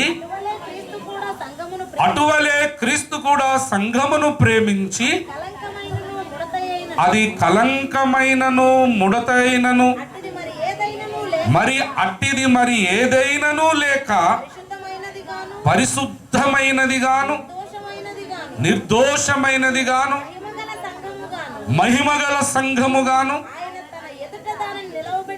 ఇప్పుడు మీరు చెప్పండి, ఆయన క్యాలిక్యులేషన్ ఏంటి? ఆయన భార్య ఎలా ఉండాలట? మొదట ఏమన్నాడు? కలంకమైనను, కలంకం ఉండొద్దు. ముడత అంటే మనం ఏం చెప్తున్నాము? ఏమని చెప్తున్నాము? బలహీనతలు. ఎటువంటి బలహీనతలు ఉండొద్దు. తర్వాత ఎలా ఉండాలట? ఆయన భార్య పరిశుద్ధమైనదిగా ఉండాలి.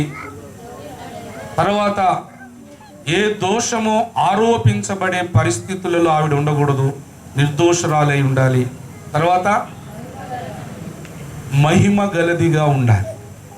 కలంకము ముడత ఉండొద్దు, పరిశుద్ధమైనదిగా నిర్దోషమైనదిగా మహిమ కలిగినదిగా ఆయన భార్య ఉండాలి. ఈ క్యాలిక్యులేషన్స్ అన్ని ఆయన పెట్టుకున్నాడు. నేను వివాహం ఆడబోయే భార్య ఇదిగో ఈ విధంగా ఉండాలి అని. దాన్ని ఆ షేప్ని, ఆ పరిస్థితిని ఆయన ఎట్లా రాబట్టుకోవాలనుకుంటున్నాడట? చదవండి, కిందకు వద్దాం. పరిశుద్ధమైనది గాను, నిర్దోషమైనది గాను, మహిమ గలది గాను ఆయన తన ఎదుట దానిని నిలువబెట్టుకొనవలెనని. ఆహాహా. ఇప్పుడు ఈ ప్రాసెస్ అంతా కూడా ఆయన దేంతో చేయాలనుకుంటున్నాడట? అది కలంకమైన, అదొక ముడత అయినా, ఏ బలహీనత అయినా, ఏ దోషమైనా, ఏ అపరిశుద్ధమైనదిగా అన్నాడు కదా, అంటే ఏ అపరిశుద్ధత అయినా, ఏ దోషమైనా ఇదంతా కూడా క్లెన్స్ అవుట్ చేయాలి, క్లీనింగ్ చేయాలి, బయటికి నెట్టివేయాలి. అంటే ప్రాసెస్ ఏది పెట్టాడు ఆయన? దేవుని స్తోత్రం చేద్దాం. హల్లెలూయా, హల్లెలూయా. అంటే ఇప్పుడు నీవు వాక్యము చెప్పితే, ఎలా పడితే అలా వాక్యము చెప్పితే ఈ షేపు రాదు. దేవుని యందు ప్రియులారా, వాక్యమును గూర్చి మనం బైబిల్ గ్రంథంలో దేవుడు చెప్పిన కొన్ని అంశాలు చూస్తే, లేఖన సారాంశమైనటువంటి సత్యమునే నువ్వు బోధిస్తే ముడత పోతుంది, కలంకం పోతుంది, అపవిత్రత అపరిశుద్ధత అంతా పోయి ఒక పరిశుద్ధత వస్తుంది. ఏ దోషాలు ఉన్నాయో ఆ దోషాలన్నీ పోతాయి. దేవుడు కోరుకున్న మహిమ గల అంతస్తుకు ఈ అమ్మాయి చేరుకొని ఆ ప్రక్కన పెండ్లి కుమారుడు తగ్గట్టుగా ఈవిడ ఫిట్ అవుతుంది. Suitable, made for each other అంటాం కదండి. ఎంత చూడచక్కని జంట, చూడటానికి ఎంత అపురూపంగా ఉన్నారు. అసలు 2 కళ్ళు సరిపోవట్లేదు సార్ వాళ్ళని చూడటానికి. అన్నంతగా గొర్రెపిల్ల వివాహ మహోత్సవంలో వధూవరులు అలా ఉండబోతున్నారు. అయితే ఈ పరిశుద్ధత, ఈ నిర్దోషతత్వం, ఈ కలంకము, బలహీనతలు ఇవన్నీ కూడా పోయేటట్లుగా చేయగలిగే ప్రాసెస్, విధానము దేవుడు ఏది పెట్టాడంటే, దేవుని వాక్యము చేత ఈవిడ ఉదక స్నానము చేస్తూ ఉండాలి. అంటే పులిపీఠం మీద నుంచి ప్రకటించబడుతున్నటువంటి దేవుని వాక్యం, పరిశుద్ధ గ్రంథంలో ఏదో ఒక విషయము, ఏదో ఒక స్టోరీ, ఏదో ఒక కథ, ఏదో ఒక కల్పిత కథ, ఏదో ఒక గాథ చెప్పుకుంటూ వెళ్ళిపోతే మరి ఈ ప్రాసెస్ అంతా వస్తుందా? మరి ఈ ప్రాసెస్ జరిగే విధంగా, అంటే అపవిత్రత పోవాలి, కలంకం పోవాలి, ముడత పోవాలి, దోషాలు పోవాలి, దేవుడు కోరుకునే విధంగా ఈ అమ్మాయి, ఈ భూలోక వధువు, షూలమితి సంఘ వధువు అలా నిర్మాణము జరగాలంటే దేవుని యందు ప్రియులరా వాక్యమును ఏ విధంగా బోధించాలి అనేది ఓఫిర్ మినిస్ట్రీస్ ద్వారానే ప్రపంచానికి దేవుడు నేర్పింపదలిచాడు. మీరు జాగ్రత్తగా గమనించారా? నేను 2 విషయాలు చెప్పాను ఇప్పుడు దాకా. ప్రపంచమంతటా కూడా ఈ దర్శనాన్ని ఎందుకు తీసుకెళ్ళాలి? మన వీధుల్లో, మన పేటల్లో, మన పట్టణాల్లో, మన తెలుగు రాష్ట్రాల్లో ఉంటే సరిపోదా? దీన్ని భారతదేశంలోని 27 రాష్ట్రాలకు, ప్రపంచంలోని 210 దేశాలకు 41 సంవత్సరాల క్రితం ఏ దర్శనమైతే, దేవ దర్శనమైతే మన ఆత్మీయ తండ్రి పొందుకున్నాడో దానిని ప్రపంచమంతా నలుమూలలకు, భూదిగంతములకు, ప్రతి పట్టణములకు తీసుకెళ్ళటమే కాదు, అక్కడ వ్యవస్థీకరించి నడిపించాలి అనే భారం మన గుండెల నిండుగా ఎందుకు కలిగి ఉండాలి అంటే, ఇప్పుడు దాకా నేను 2 విషయాలు చెప్పాను. మొదటి విషయం ఏంటి? మన సేవను దేవుడు పరీక్షించినప్పుడు అక్కడ మనకు విలువైన బహుమానాలు దేవుని వలన మనకు రావాలంటే మన సేవ ఎలాంటిదిగా ఉండాలి? కాలిపోయేదిగా ఉండకూడదు. అంటే కొందరి సేవ ఏమవుతుందన్నమాట, కాలి బూడిదైపోతుంది. తన మట్టుకు తానేదో రక్షింపబడి అబ్బా బతికాను, బ్రతుకు జీవుడు అనుకుంటూ పరలోకంలోకి వస్తారు. కొందరు అలా కాదు. వారి సేవను దేవుడు ఆ అగ్ని చేత పరీక్షించినప్పుడు ఆ అగ్ని పరీక్షలో కొందరి సేవ వెలగల రాళ్లుగా జిగేల్ జిగేల్ జిగేల్ జిగేల్ అని మెరుస్తుంటుంది, రంగురాళ్ళలాగా. కొందరి సేవ వెండిలాగా మెరుస్తూ ఉంటుంది. కొందరి సేవ బంగారములాగా ధగ ధగ ధగ మెరుస్తూ దేవుడు మెచ్చుకోలు, దేవుడు మెప్పుకోలు, దేవుడిచ్చే బహుమానాలు, ప్రశంసలు పొందే విధంగా దేవుని సేవ ఉంటుంది. రాజీ పడిపోతే ఈ బంగారము లాంటి సేవగా దేవుడు అగ్ని పరీక్షకు నిలబడదు. బెదిరింపులకు లొంగిపోయి, ప్రలోభాలకు లొంగిపోయి, సౌకర్యవంతమైన ఏదో ఇష్టం వచ్చినట్లుగా ఏదో చేసుకుంటూ వెళ్ళిపోతే దేవుని అగ్ని పరీక్ష ముందు బంగారములాగా అగ్ని పరీక్షకు నిలబడే పరిస్థితి ఉండదు. అందుకని ఎన్ని కష్టాలు ఎదురొచ్చినా, పౌలుకు ఎదురైనటువంటి సమస్యలన్నీ ఈనాడు ఓఫిర్ మినిస్ట్రీస్కి ఎదురవుతా ఉన్నాయి.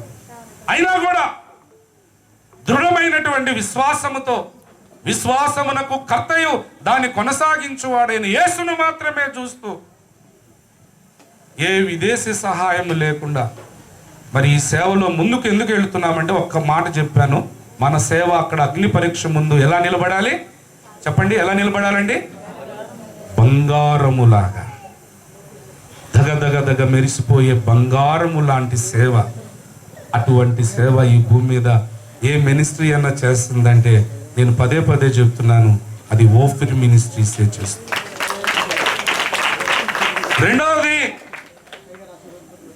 ఈ భూమి మీద దేవుడు తన స్వరక్తం ఇచ్చి తన ప్రాణాన్నే పణంగా పెట్టి సంపాదించుకున్నటువంటి ఈ సంఘ వధువు ఆయన పక్కన ఆ పెళ్లిపీటల మీద కూర్చున్నప్పుడు ఆయనకు సరిపోయేంత రేషియోలో ఈవిడ సిద్ధపడాలి. ఆ సిద్ధపరిచే పరిచర్య ఈ ఓఫిర్ మినిస్ట్రీస్ జరిగిస్తుంది. ఎలాగా అంటే వాక్యము చేత. అంటే ఏంటి? ఎలాగ బోధిస్తా ఉంది, ఎలాగ సిద్ధపరుస్తా ఉంది ఈ సంఘ వధువును అంటే, దేవుని యందు ప్రియులారా, ఒక్క మాట మీ ఎదురుకు తీసుకొని వస్తాను మనకు అర్థం అవటానికి. అపోస్తలుడైన పౌలు తిమోతికి రాసిన 2వ పత్రిక 4వ అధ్యాయం 3-4 వచనాలను మనం చదువుకుందాం. ఎందుకనగా జనులు హితబోధను సహింపక దురద చెవులు గలవారై తమ స్వకీయ దురాశలకు అనుకూలమైన బోధకులను తమ కొరకు పోగు చేసుకొని సత్యమునకు చెవినీయక కల్పన కథల వైపునకు తిరుగు కాలము. మీరు చదివిన వచనాల్లో పులిపీట మీద నుంచి ప్రకటించబడేటటువంటి బోధ, ఈ బోధ ఏం చేయాలి? మన ఎఫెసీ పత్రికలో చదువుకున్న ప్రకారం ఈ బోధ ద్వారా, ఈ వాక్యం ద్వారా ఏం జరగాలి? వధువు గొర్రె పిల్లకు తగ్గట్టుగా, అంటే యేసయ్యకు తగ్గట్టుగా పెండ్లికి సిద్ధపడాలి. అలా సిద్ధపడాలంటే ఇప్పుడు చూడండి, ఈ విధంగా గనక ముందుకెళ్తే సిద్ధపడుతుందా? ఏ విధంగా? మొదటగా మనం చూద్దాం. హితబోధను సహించరట ఒకటి. రెండవది, దురద చెవులున్నాయట. వాళ్ళ దురద తగ్గేటట్లుగా బోధ కావాలి. అంటే వాళ్ళకి అనుకూలమైన బోధ వస్తేనే, కన్వీనియంట్ ప్రీచింగ్ వస్తేనే ఆ దురద తగ్గుతుంది. లేకపోతే వాళ్ళకి భయంకరమైన దురద పుడుతుంది. ఆ తరువాత స్వకీయ దురాశలకు, పాస్టర్ గారు మీరు ఎట్లా పెడితే అట్లా బోధ చేయకూడదండి. కొంచెం మాకు అనుకూలంగా, మాకు తగినట్లుగా అని కొద్దిమంది పాస్టర్ గారులకే వాళ్ళు ఎటువంటి బోధ చేయాలో నిర్దేశించేటటువంటి వ్యక్తులు కూడా, సమాజాలు కూడా ఉన్నాయి. దైవ సేవకుడు దేవుని ఆత్మాభిషేకంతో నింపబడి తన ప్రార్థనా గదిలో కనబెడుతుండగా, నా కుమారుడా, ఇదిగో నా సంఘానికి, నా సమాజానికి నువ్వు వెళ్ళు, ఈ వర్తమానాన్ని అందించంటే అది అందించడానికి వీలు లేదు, అవకాశం లేదు. మరి దేవుడు నన్ను చెప్పమన్నాడు. మీరు ఆపండి పాస్టర్ గారు, ఆపండి, అది ఆపండి. మీరు ఏది నోటికి వచ్చి ఏది వస్తే అది ఏంటో బాగా మీరు రెచ్చిపోతున్నట్టున్నారు. మీరు అట్లాంటి బోధలు ఇక్కడ చేయటానికి మేము ఏం చెప్తామో కొంచెం గైడ్ లైన్స్ ఇస్తాం మీకు. ఆ గైడ్ లైన్స్లోనే మీరు బోధ చెప్పుకుంటూ వెళ్ళాలా అనే బోధలు, కల్పన కథలు, ఈ విధంగా వాక్యము బోధిస్తూ వెళ్తూ ఉంటే కలంకము పోయి, బలహీనతలు పోయి, పరిశుద్ధపరచబడి నిర్దోషత్వంతో ఉండి మహిమగల సంఘముగా, పెండ్లి కుమారుడి పక్షంగా, పెండ్లి కుమారుడి ప్రక్కన మేడ్ ఫర్ ఈచ్ అదర్ అన్నంతగా ఆ పెండ్లి కుమార్తె సిద్ధపడిద్దండి. సిద్ధపడుతుందా? ఇక్కడ చెప్పిన ప్రకారం వెళితే మరి ఎట్లా సిద్ధపడుతుంది అనేది చెప్పేదే ఓఫిర్ మినిస్ట్రీస్. యేసయ్య పక్షమున, యేసయ్య ప్రక్కనే అబ్బా ఈ పెండ్లి కుమార్తె ఎంత చక్కగా ఉందని విశ్వ పౌరులు కూడా అమ్మా నువ్వెంత ధన్యురాలు అమ్మా అని పొగుడుతారట ఈవిడ్ని. దేవుని యందు ప్రియులారా చూడండి, పరమగీతము 6వ అధ్యాయం, పరమగీతంలోకి మనం వద్దాం. పరమగీతంలో ఆ ఇతర కన్యకలు ఏమని పొగుడుతూ ఉన్నారట. 6వ అధ్యాయము 9వ వచనం చదువుతుంది. నా పావురము నా నిష్కలంకురాలు ఒకతే, ఆమె తన తల్లికి ఒక్కతే కుమార్తె, కన్న తల్లికి ముద్దు బిడ్డ. అబ్బా అబ్బా అబ్బా, ఎంత బ్లెస్డ్ ఉమెన్ అమ్మా నువ్వు. విశ్వరాజు ప్రక్కన పెండ్లి కుమార్తెగా ఆ సీటుని స్వతంత్రించేసుకున్నావు. నీ అంత ధన్యురాలు ఈ విశ్వములోనే లేరు అని అనేక లోకాలు కోట్ల లోకాల విశ్వపౌరులు ఈ భూలోకం మీద నిర్మితమవుతున్న సంఘ వధువును చూసి వాళ్ళు ఏమంటారటండి? నువ్వెంత ధన్యురాలు. అవును, ఇంత ధన్యురాలు అవటానికి ఈవిడ్ని సిద్ధపరిచేటటువంటిది ఏమిటట? ఎఫెసీ పత్రికలో అంటే అంత డెప్త్ ఉన్నటువంటి వాక్యం వస్తే తప్ప, ఎటువంటి వాక్యము చెబితే ఈవిడ ఆ ధన్యవంతురాలైన స్థితిలోకి వెళ్తుందో ఆ వాక్యమునే ఈనాడు అన్ని సంఘాలలో బోధించాలి అని ఒక నిబద్ధత కలిగి సేవ చేస్తున్న సంస్థ ఓఫిర్ మినిస్ట్రీస్. ఈ దర్శనాన్ని ప్రపంచవ్యాపితంగా ఈ థాట్ని తీసుకెళ్లేదేమో అందులో ఒక బ్రాంచ్ అవుట్ రీచ్. దేవుని యందు ప్రియులారా, అయితే మరి ఎట్లాగా ఈవిడ ఈ ఉదక స్నానము వాక్యము చేత, ఎటువంటి బోధల చేత ఉదక స్నానము చేస్తుందనేది మనం తెలుసుకునే ముందు మీ అందరికీ పరిచయమైన మరొక పర్యాయము, ఈ సంఘ వధువు ఎట్లా పడితే అట్లాగా నిర్మాణము చేసే పద్ధతి ఏ విధంగా బైబిల్ గ్రంథంలో దేవుడు మనకు చెప్పాడో ముందు వాటిని చూద్దాం. ఆ తరువాత విశ్వపౌరులందరూ ఈమెను చూసి ధన్యురాలు అమ్మ, నువ్వెంత ధన్యురాలు అని విశ్వపౌరులంట. ఇక్కడే పరమగీతంలో 4వ అధ్యాయం 1వ వచనములో ఆ విశ్వరారాజు ఆ వరుడు కూడా ఏమంటున్నాడు? నా ప్రియురాలా. అబ్బబ్బా, ఆయన కన్నులకు ఎంత అందంగా కనబడుతుందో ఈ పెళ్లి కూతురు. ఎవరు ఈ పెళ్లి కూతురు? భూమి మీద ఉన్న సంఘ వధువు.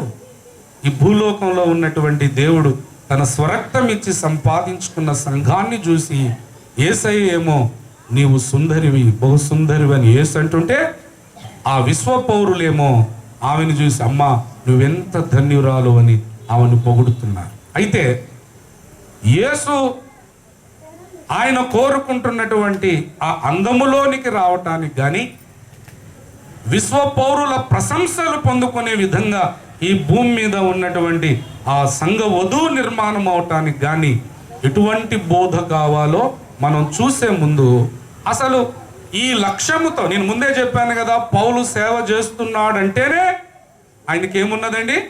ఒక గురి ఉంది. ఏమిటా ఆ గురి అంటే, ఇది కూడా దేవుడు పెళ్లి చేసుకోబోయే అమ్మాయి అంత చక్కనిదిగా ఆయన తగ్గట్టుగా ఉండాలి అని గురి కలిగి ఆయన సేవ చేస్తున్నాడు. అయితే ఈ వాక్యము చేత ఉదక స్నానము చేయాలంటే ఈ వాక్య బోధను గురించి లేఖనాలలో ఉన్నటువంటి కొన్ని విషయాలు మనం బైబిల్ గ్రంథంలో మనం చూద్దాం. దేవుని యందు ప్రియులారా, కొరింథీయులకు రాసిన 2వ పత్రిక 2వ అధ్యాయము 17వ వచనాన్ని మనం చదువుదాం. చదవండి బ్రదర్.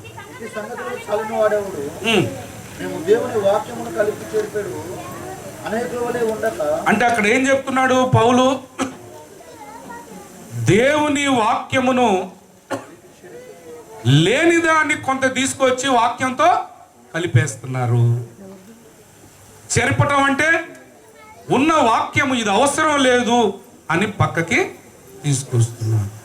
ఏమండి, వాక్యాన్ని కలిపినా కానీ చెరిపినా కానీ భయంకరమైన శిక్ష అని మనకు ప్రకటన గ్రంథము 22వ అధ్యాయంలో 18, 19 వచనాలలో దేవుడు ముందే చెప్పాడు మనకి. ఈ గ్రంథమందున్న ప్రవచన వాక్యములను విను ప్రతి వానికి నేను సాక్ష్యం ఇచ్చున్నది ఏమనగా, ఎవడైనను వీటితో మరి ఏదైనాను కలిపిన ఎడలా ఈ గ్రంథములో వ్రాయబడిన తెగుళ్ళు, అంటే కలిపేసే వాళ్ళకి ఏమొస్తాయి అన్నమాట. ఈ వచనం చదివి ఉండడా కలిపేవాడు? ఇంత తెగింపండి. దేవుని వాక్యముతో ఏది కలపకూడదు అని దేవుడు మరి స్పష్టంగా మనకు ఆదేశించిన పౌలు జీవించి ఉన్న కాలంలోనే కొందరు కలిపేస్తున్నారట దేవుని వాక్యంతో. అరే, కలిపితే ఈ బైబిల్ గ్రంథంలో ఉన్న తెగుళ్ళన్నీ నీకు వస్తాయి అని దేవుడు ముందే చెప్పినా కూడా భయం లేదా? ఎలా కలుపుతావు నువ్వు వాక్యానికి? నీ సొంత ఉద్దేశాలు, సొంత ఆలోచనలు, ప్రలోభాలకు లొంగో, దురాశలకు లోబడో, మరి కారణం ఏంటో తెలియదు కానీ దేవుని వాక్యమునకు కొంత తీసుకొచ్చి కలిపేస్తున్నారు. పర్యావసనంగా వాళ్ళకి ఏం రాబోతుందటండి? చదువుదాం కిందక. ఎవడైనను ఈ ప్రవచన గ్రంథమున్న వాక్యములలో ఏదైనాను తీసి వేసినడలా దేవుడు ఈ గ్రంథములో వ్రాయబడిన జీవవృక్షములోను పరిశుద్ధ పట్టణములోను, అబ్బబ్బబ్బ, అసలు చదువుతుంటేనే ఎంత భయం వేస్తుందండి. పరిశుద్ధ పట్టణము అంటే యెరూషలేము పట్టణములోనికే ప్రవేశం లేదు. ఎవరికి చెప్పండి, ఎవరికండి? ఉన్నవి తీసేసే వాళ్ళకి. వాక్యములో లేని వాటిని కలపటం, ఉన్న వాటిని తీసివేస్తే ఆవిడ ఉదక స్నానము చేసినట్లు అవుతుందా? పెళ్లి కుమార్తెగా దేవునికి తగ్గట్టుగా సిద్ధపరచబడుతుందా? మీరు చూడండి, ప్రకటన గ్రంథంలోనే దేవుడు ఒక మాట చెప్పాడు. దయచేసి 19వ అధ్యాయము 6-7 వచనాలలో మనం చదివితే, అప్పుడు గొప్ప జన సమూహపు శబ్దమును, విస్తారమైన జలముల శబ్దమును, బలమైన ఉరుముల శబ్దమును పోలిన ఒక స్వరము, సర్వాధికారియు ప్రభువునకు మన దేవుడు ఏలుచున్నాడు, ఈయనను స్తుతించుడి, గొర్రె పిల్ల వివాహోత్సవ సమయము వచ్చినది, ఆయన భార్య తన్ను తాను సిద్ధపరచుకొనుచున్నది అనుందా? Already it was over. పెళ్లి సమయానికి ఈ భూమి మీద ఉండేటటువంటి దేవుడు తన స్వరక్తం ఇచ్చి సంపాదించిన దేవుని సంఘము సిద్ధపడటం అనే process it must be completed. అయిపోవాలి. ఎవరు చేస్తున్నారు ఈ భూమి మీద ఈ పని? ఒక్కసారి విఘ్నులందరూ ఆలోచించాలి. ప్రపంచవ్యాపితంగా 210 దేశాల్లో యేసుక్రీస్తు నా దేవుడని విశ్వసించిన ప్రతి విశ్వాసి ఈ వచనంలోకి రావాలి. గొర్రె పిల్ల వివాహ మహోత్సవం వచ్చి ఉన్నది. ఆయన భార్య తన్ను తాను సిద్ధపరచుకొని ఉన్నది. అంటే ఆ సిద్ధపాటులోనికి తీసుకొని రాగలిగే పరిచర్య ఎవరు చేయగలరు? వాక్యమును కలిపి చెరిపేడు వాళ్ళు చేయగలరా? దీని వలన సిద్ధపాటు వస్తుందా? దీని వలన ఉదక స్నానం జరిగి ఈవిడ పెళ్లి కుమారుడు పక్షాన పెళ్లి కుమార్తెగా సిద్ధపడి కూర్చోగలుగుతుందా? జరగదు. అంటే ఓఫిర్ మినిస్ట్రీస్ లో ఉన్న ప్రతి అగాపే కుటుంబ సభ్యుని మీద, సభ్యురాల మీద ఎంత గురుతరమైన బాధ్యతను దేవుడు పెట్టాడో విఘ్నులైన మీ అందరూ ఆలోచించాలని నేను మీ కుటుంబ సభ్యునిగా కోరుతున్నాను. ఈ వచనాలు ధ్యానిస్తుంటే గుండె మండుతుంది. 39వ కీర్తనలో దావీదు గుండె మండిందట. చదువుతారా దయచేసి? 39వ కీర్తన మొదటి నుంచి చదవండి బ్రదర్.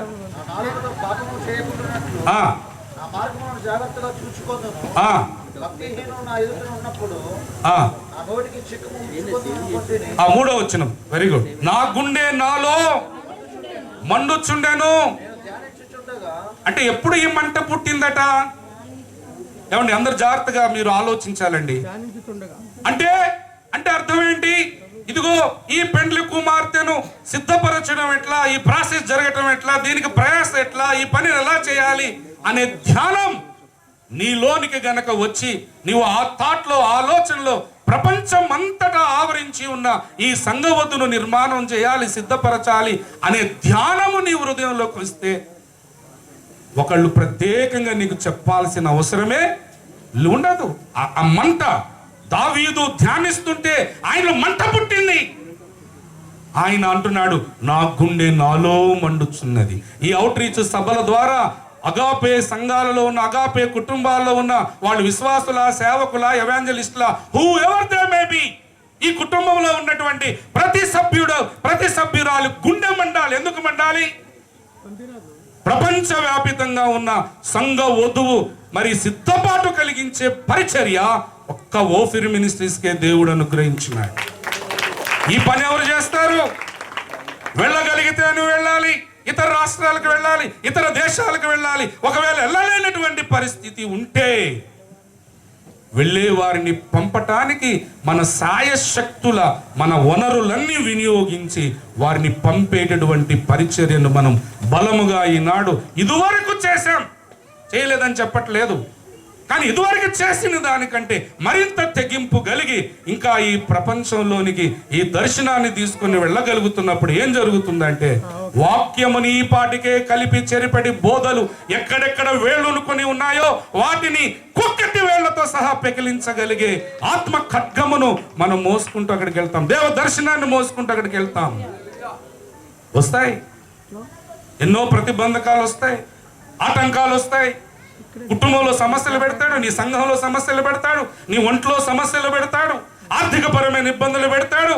కానీ ఏ వచ్చినా నువ్వు లెక్క చేయకుండా దేవుని ఆత్మాభిషేకముతో, దృఢ విశ్వాసముతో, దేవుని కృపలతో నువ్వు బయలుదేరి వెళుతున్నప్పుడు నీ అడుగు పెట్టు ప్రతి స్థలమును నీకు ఇస్తానని దేవుడు చెప్పినటువంటి వాక్య ప్రకారం దేవుడు ఆ యెహోషువకి ఇచ్చిన వాగ్దానాన్ని ఈనాడు ఓఫిర్ మినిస్ట్రీస్ లో ఉన్న ప్రతి అగాపే కుటుంబ సభ్యుడు స్వతంత్రించుకోబోతున్నాడు. హల్లెలూయా, హల్లెలూయా. ఈ రీతిగా బైబిల్లో రకరకాలుగా ఈ సంఘ వధువు నిర్మాణము చేయబడకుండా, సిద్ధపడుకోకుండా వాక్యంతో రకరకాల విన్యాసాలు సాతానుడు చేస్తున్నాడు. చకచక మనం చూద్దాం. మీరు చూడండి, దెసలోనికలకు రాసిన మొదటి పత్రిక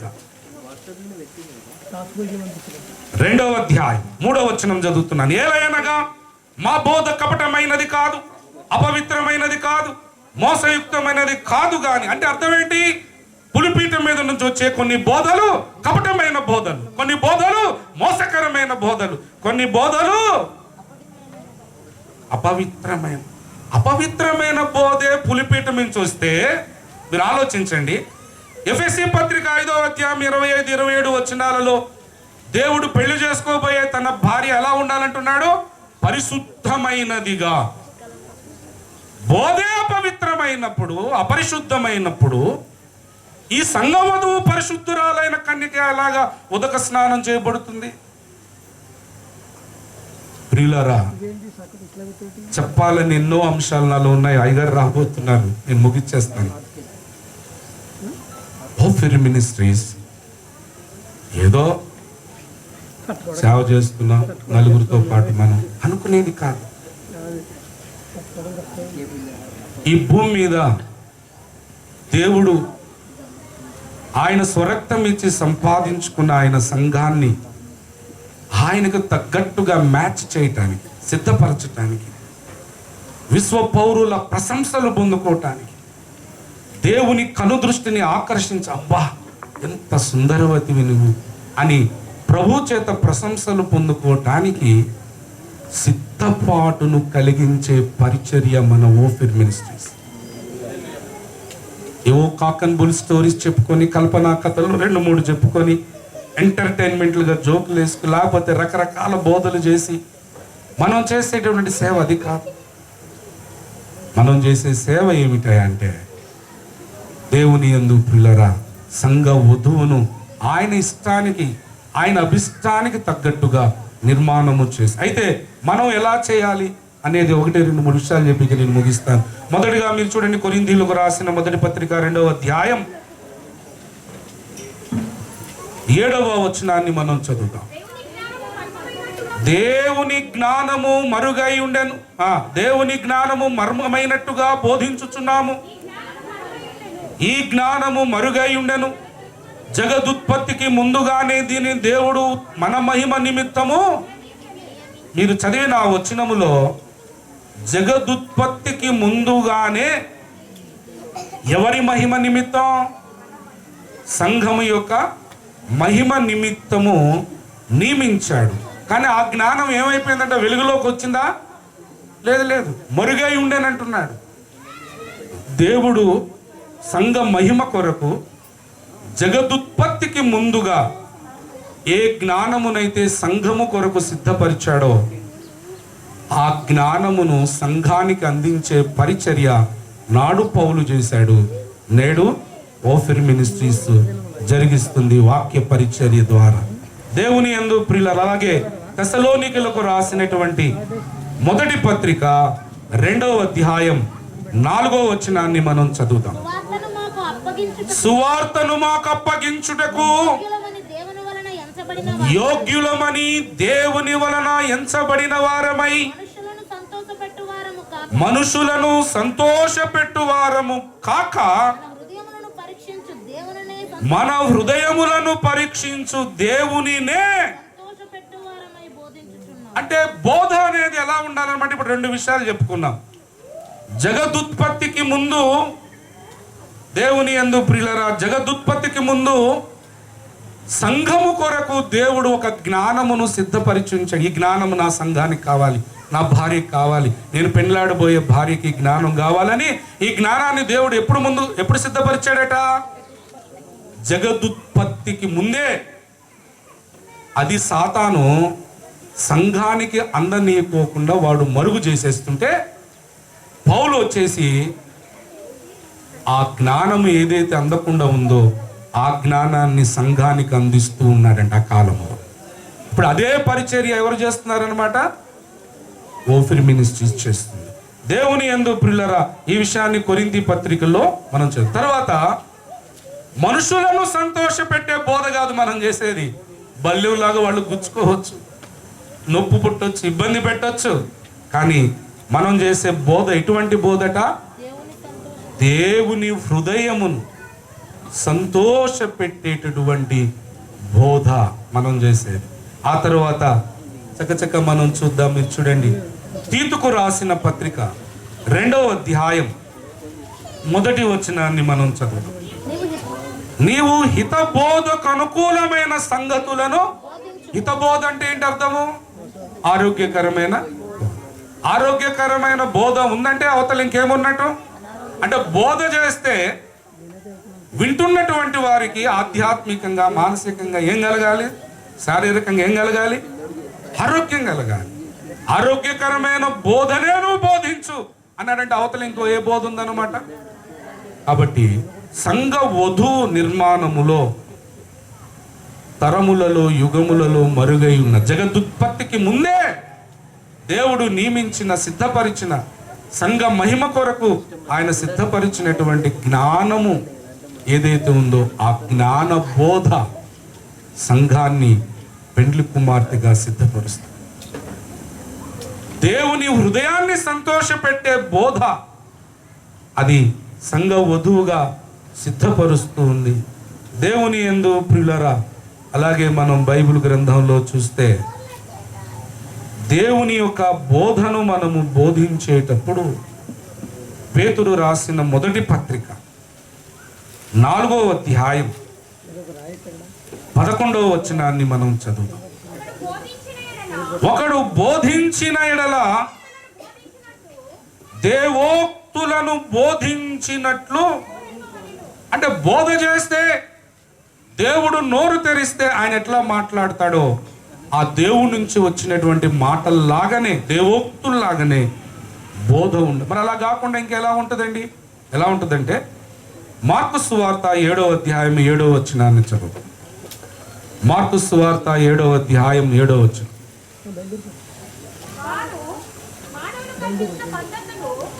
మానవులు కల్పించిన పద్ధతులు అంటే ఏంటి?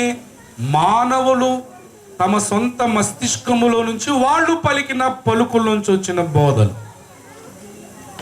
పేతురు రాసిన మొదటి పత్రిక 4:11లో ఉన్న బోధ ఏంటి? దేవుని నోటిలో నుంచి వచ్చే బోధ. అది మార్కు 7:7లో ఉన్న బోధ ఏమిటి? మానవుల నోళ్ళ నుంచి వచ్చే బోధ.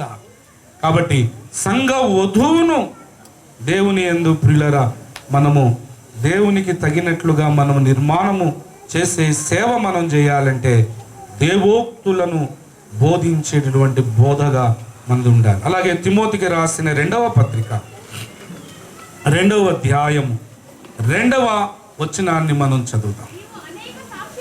నీవు అనేక సాక్షుల ఎదుట నా వలన వినిన సంగతులను ఇతరులకు బోధించుటకు సామర్థ్యము గల నమ్మకమైన మనుషులకు, అంటే అర్థం ఏంటి?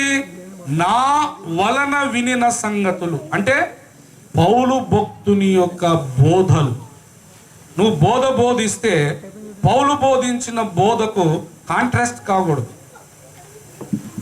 పౌలు ఒకటి బోధిస్తే ఇప్పుడు నువ్వు లేచి ఇంకోటి బోధిస్తూ ఉంటే అది ఆ బోధ సరి అనేది కాదు. ఆ విషయాన్నే తిమోతికి, తన ప్రియమైన శిష్యుడైన తిమోతితో చెబుతూ ఉన్నాడు. దేవుని యందు ప్రియులరా మన బోధ ఎలాగ ఉండాలి అంటే ఇది నాన్న దేవుడు మనతో చెబుతూ అనేక అంశాలను మన దగ్గరకు ఆయన తీసుకొని వస్తూ ఉన్నాడు. కాబట్టి దేవుని సమాజంలో ఎటువంటి బోధలు ఉన్నాయో వాటిని చెప్తున్నాడు. బోధ మనం బోధించినప్పుడు పౌలు బోధిస్తే ఎలా ఉండేదంటే ఎన్ని డౌట్లున్నా ఈ ప్రసంగంలో అన్ని డౌట్లు క్లారిఫై అయిపోయాయి. ఎన్ని అనుమానాలున్నా పౌలు గనక బోధిస్తే ఆ బోధలోనే ఇప్పుడు మన ఆత్మీయ తండ్రి ఏ ప్రసంగమైనా మీరు తీసుకోండి. ఎన్నో బైబిల్ చదువుతున్నప్పుడు కొన్ని డౌట్లు, ఇంకా డౌట్లు అంటే ప్రతి ప్రసంగంలో ఏదో ఒకటి క్లారిటీ వస్తూనే ఉంటుంది. పౌలు బోధ కూడా అంత తేటగా ఉంటుందట. చూడండి, అపోస్తుల కార్యములు 14వ అధ్యాయము 1వ వచనాన్ని మనం చదువుతాం. ఇకోనియలో జరిగినదేమనగా వారు కూడి యూదుల సమాజ మందిరములో ప్రవేశించి ఎలా బోధించారంటండి? దేర్ ఇస్ నో కన్ఫ్యూజన్, తడబాటు అనేది లేదు. చాలా తేటగా దేవుని యందు ప్రియులరా ఈ దినాన దేవుడు మనందరితో మాట్లాడుతూ మనకు తెలియజేస్తున్న వాక్యం ఏమిటంటే మనం చదువుకున్న మూల వాక్యంలోనికి వద్దాం. అపోస్తలుల కార్యములు 8వ అధ్యాయంలో 29 నుంచి కొన్ని వచనాలు మనం చదువుకున్నాం. అప్పుడు ఆత్మ ఫిలిప్పుతో నీవు ఆ రథము దగ్గరికి పోయి దానిని కలుసుకొనుమని. ఎందుకు వెళ్ళమన్నాడు? పరిశుద్ధాత్ముడు ఎందుకు తీసుకెళ్ళాడు ఫిలిప్పుని అక్కడికి? ఎందుకు తీసుకెళ్ళాడండి? అతను రథం మీద కూర్చొని యెషయా గ్రంథాన్ని చదువుకుంటున్నాడు. గ్రంథాన్ని చదువుతున్నాడు కానీ ఆయనకు అర్థం కావట్లేదు. అక్షరాలు చదువుతున్నాడు. ఆ అక్షరాలు అక్కడ అలా ఎందుకు రాయబడ్డాయో తాను అర్థం చేసుకునే ప్రయత్నంతో చదువుతున్నాడు కానీ ఆయనకు అర్థము. ఈరోజు ప్రపంచవ్యాపితంగా రక్షణ పొందిన విశ్వాసుల చేతుల్లో పరిశుద్ధ గ్రంథాలు లిపి కలిగిన వారి వారి మాతృభాషల్లో ఉన్నాయి. దేవుని యందు ప్రియులరా, ఆ లిపి కలిగిన భాషలన్నిటిలో ఉన్నటువంటి ఆ దేవుని పరిశుద్ధ గ్రంథాన్ని వారు చదువుతుంటే ప్రపంచవ్యాపితంగా ఉన్న విశ్వాసులకు అనేక మందికి వాక్యం చదువుతున్నారు కానీ అర్థం కానటువంటి సందర్భాలు ఉన్నాయి. ఇట్లా కోట్ల మంది ఉన్నారు ప్రపంచవ్యాపితంగా. ఇక్కడ మనం ఎవరిని చూస్తున్నామంటే ఐథియోపియుల రాణి అయిన కందాకే క్రింద మంత్రి అయి ఆమె యొక్క ధనాగారం అంతటి మీదనున్న ఐథియోపియుడైన నపుంసకుడు. ఇక్కడ బైబిల్లో ఈ అధ్యాయంలో ఐథియోపియుడైన నపుంసకుడు ఒకడు కనబడుతున్నాడు. కానీ కన్నులు తెరచినాడు మీరు ప్రపంచాన్ని చూడండి. ఈ ఐథియోపియుడైన నపుంసకులు లాంటి వాళ్ళు దేవుని వాక్యాన్ని మేము చదువుతున్నాం, ఆసక్తితో పఠిస్తున్నాం, కానీ అక్కడ ఉన్నటువంటి అక్షరాల లోపల ఉన్న ఆత్మ ఏమిటో మాకు అర్థం కావట్లేదని ఆక్రందనతో ప్రార్థన చేసే కోట్లాది మంది విశ్వాసుల ప్రార్థనలకు జవాబుగా ఈనాడు ఓఫిర్ మినిస్ట్రీస్, అందులో అవుట్ రీచ్ అనేది దేవుడు ఏర్పరచుకున్నాడనేది మన కుటుంబ సభ్యులకు నేను తెలియజేస్తూ ఉన్నాను. దేవుని యందు ప్రియులారా, ఆనాడు ఫిలిప్పుని పరిశుద్ధాత్మ దేవుడు ఆ ఐథియోపియుల నపుంసకుడి యుద్ధకు తీసుకెళ్తున్నట్లు ఈనాడు ప్రపంచములోని ప్రతి పట్టణపు ముంగిట్లోనికి దేవుడు మన ఓఫిర్ మినిస్ట్రీస్ని తీసుకెళ్లే ప్రయత్నం చేస్తూ ఉంటే మనం ఏం చేయాలి? ఇప్పుడు పరిశుద్ధాత్మ దేవుడు ఫిలిప్ దగ్గరికి వచ్చాడు. ఫిలిప్కి అర్థమైపోయింది ఏమని, ఇప్పుడు దేవుడు నన్ను పలానా చోటికి తీసుకెళ్తున్నాడు. అప్పుడు ఫిలిప్ యొక్క స్పందన ఎలా ఉండాలి? ప్రభువా, మరి ఇంట్లో భార్య, పిల్లలు, కుటుంబం, సంసారం, ఇబ్బందులు, ఇవన్నీ ఆర్గ్యుమెంట్ పెడుతున్నాడా పరిశుద్ధాత్ముడితో? అసలు ఫిలిప్ దగ్గరికి రాగానే ఫిలిప్ కూడా పరిశుద్ధాత్మని యొక్క అభిష్టం మేరకు ఒదిగిపోయాడు. అందుకే ఎత్తి అమాంతంగా తీసుకుని వెళ్ళాడు. అతను రథం మీద వెళ్తుంటే ఈక్వల్గా ఇతను పరిగెడుతున్నాడు. అది చూడండి ఎంత గొప్ప కార్యం. ఆయన రథం మీద ఉన్నాడు, గుర్రం స్పీడ్, అది గుర్రం ఎంత స్పీడ్గా పరిగెడుతుందో ఈయన కూడా అంతే స్పీడ్తో పరిగెడుతూ కాన్వర్సేషన్ చేస్తున్నాడు. అయ్యా, నువ్వు చదువుతుంది ఏమన్నా గ్రహిస్తున్నావా అంటే అప్పుడు ఆ నపుంసకుడు మళ్ళీ ప్రశ్నించాడు జవాబు చెప్పకుండా. చదువుదాం, మీరు చూడండి. అతడు ప్రవక్త అయిన యెషయా గ్రంథము చదువుచుండగా విని, నీవు చదువునది గ్రహించుచున్నావా అని అడగగా అతను ఇచ్చిన సమాధానం ఏంటంటే, ఎవడైనను నాకు త్రోవ చూపకుంటే ఎలాగూ గ్రహింపగలను. అయ్యా, నేను చదువుతున్నాను కానీ దీని భావాన్ని, దీని అర్థాన్ని ఎవరైనా నాకు చెప్పితే కదా నాకు తెలిసేది అని ఎదురు మళ్ళీ ప్రశ్న వేస్తున్నాడు. ఈ ఐథియోపియుడైన నపుంసకుడు లాంటి వాళ్ళు కోట్ల మంది ప్రపంచవ్యాపితంగా బైబిల్ గ్రంథాన్ని చదువుతున్నాం కానీ మాకు అర్థం కావట్లేదు అని ఎదురు చూసేవాళ్ళు ఈనాడు ప్రపంచవ్యాపితంగా కోట్ల మంది ఉన్నారు. అర్థం కాకుండా మన ఆత్మీయ తండ్రి కూడా చాలా ప్రసంగాల్లో చెప్పారు. ఈనాడు అమెరికా దేశంలో మరి క్రైస్తవ మందిరాలు అమ్మివేయబడుతున్నాయి. పెద్ద పెద్ద మందిరాల్లోనికి 10 మంది, 20 మంది, 30 మంది కూడా రావట్లేదు. అందుకని క్రైస్తవ మందిరాలు కొన్ని అమ్మేశారట. కారణం ఏంటి తెలుసంటే అండి, మన అయ్యగారు చెప్పారు. అక్కడ ఉన్నటువంటి క్రైస్తవ యువకులలో బైబిల్ చదువుతున్నప్పుడు కొన్ని ప్రశ్నలు వాళ్ళకి రేకెత్తుతుంటే సమాధానాలు చెప్పే పాస్టర్లు అక్కడ లేరు. అయా, పలాని వచనానికి పలాని అర్థం ఇది. ఆనాడు ఐథియోపియుడైన నపుంసకుడికి ఫిలిప్ ద్వారా పరిశుద్ధాత్మ దేవుడు విసిదపరిచినట్లు ఈనాడు అమెరికా దేశంలో ఉన్న క్రైస్తవ యువతలకు అక్కడ ఆసక్తి పరులకు వాళ్ళకి ఏదైనా బైబిల్ గ్రంథంలో ప్రశ్నలు తలెత్తితే దీనికి ఇది సమాధానం అని చెప్పగలిగే అభిషిక్త దైవ సేవకులు ఆ దేశంలో లేరు. అక్కడికి కూడా ఈనాడు మన మినిస్ట్రీ వెళ్ళాల్సిన అవసరం ఉంది. అందుకే ఈ దినాన దేవుడు చెప్తున్నాడు, ఇదంతా మనందరి గురుతర బాధ్యత. ఫిలిప్పులాగా మనం కూడా అక్కడికి వెళదాము. దేవుని యందు ప్రియులరా, ఇది ఏ ఒక్కరి ఒక వ్యక్తి బాధ్యత కాదండి. నేను చెప్తున్నాను, ఎవరో కొందరు వ్యక్తుల బాధ్యత కాదు ఇది. అగాపే కుటుంబాలలో ఉన్న ప్రతి సభ్యుడు, ప్రతి సభ్యురాలి బాధ్యత ఇది. మనమందరం కూడా ఈ బాధ్యతను మన భుజస్కంధాల మీద వేసి దేవుడు మన ఆత్మీయ తండ్రికి ఇచ్చినటువంటి ఆ దేవ దర్శనాన్ని మరి మనం ముందుకు తీసుకువెళ్లాల్సినటువంటి ఆవశ్యకత, ఆ బాధ్యత మనందరి మీద ఉంది. ఖచ్చితంగా ఈ విషయంలో మనం అందరం ముందుకు వెళ్దాం. మనం ప్రార్థన చేసుకుందాం. అయ్యగారు మన మధ్యలోనికి వచ్చిన్నారు. అందరూ కళ్ళు మూసుకున్నట్లయితే మనం ప్రార్థనలో ఉందాం. అందరం కూడా ఏకీభవించి ప్రార్థన చేద్దాం. అందరూ కూడా కళ్ళు మూసుకుందామండి. ప్రార్థనలో ఉందాం, ప్రార్థన చేద్దాం. ఈ దినం మనకు నిజంగా శుభదినం. మన ఆత్మీయ తండ్రి మన మధ్యలోనికి వచ్చి మనకు మరి సంతోషదాయకంగా మనతో కలిసి ఉండటం ఎంతో ఆనందం. అయ్యగారు వస్తుండగా మనందరం ఒక్క నిమిషం లేచి నిలబడి చప్పట్లు కొడుతూ వారికి ఘనమైన ఆహ్వానాన్ని పొందుదాం. ప్రపంచ క్రైస్తవ్యానికి దశ నిర్దేశించే నిర్దేశకులు మన ఆత్మీయ తండ్రి అపోస్తులు డాక్టర్ అద్దంకి రంజిత్ ఓపిరయ్య గారికి స్వాగతం, సుస్వాగతం, శుభస్వాగతం. చప్పట్లు సంతానతో అయ్యగారికి మనం స్వాగతం పొందుదాం.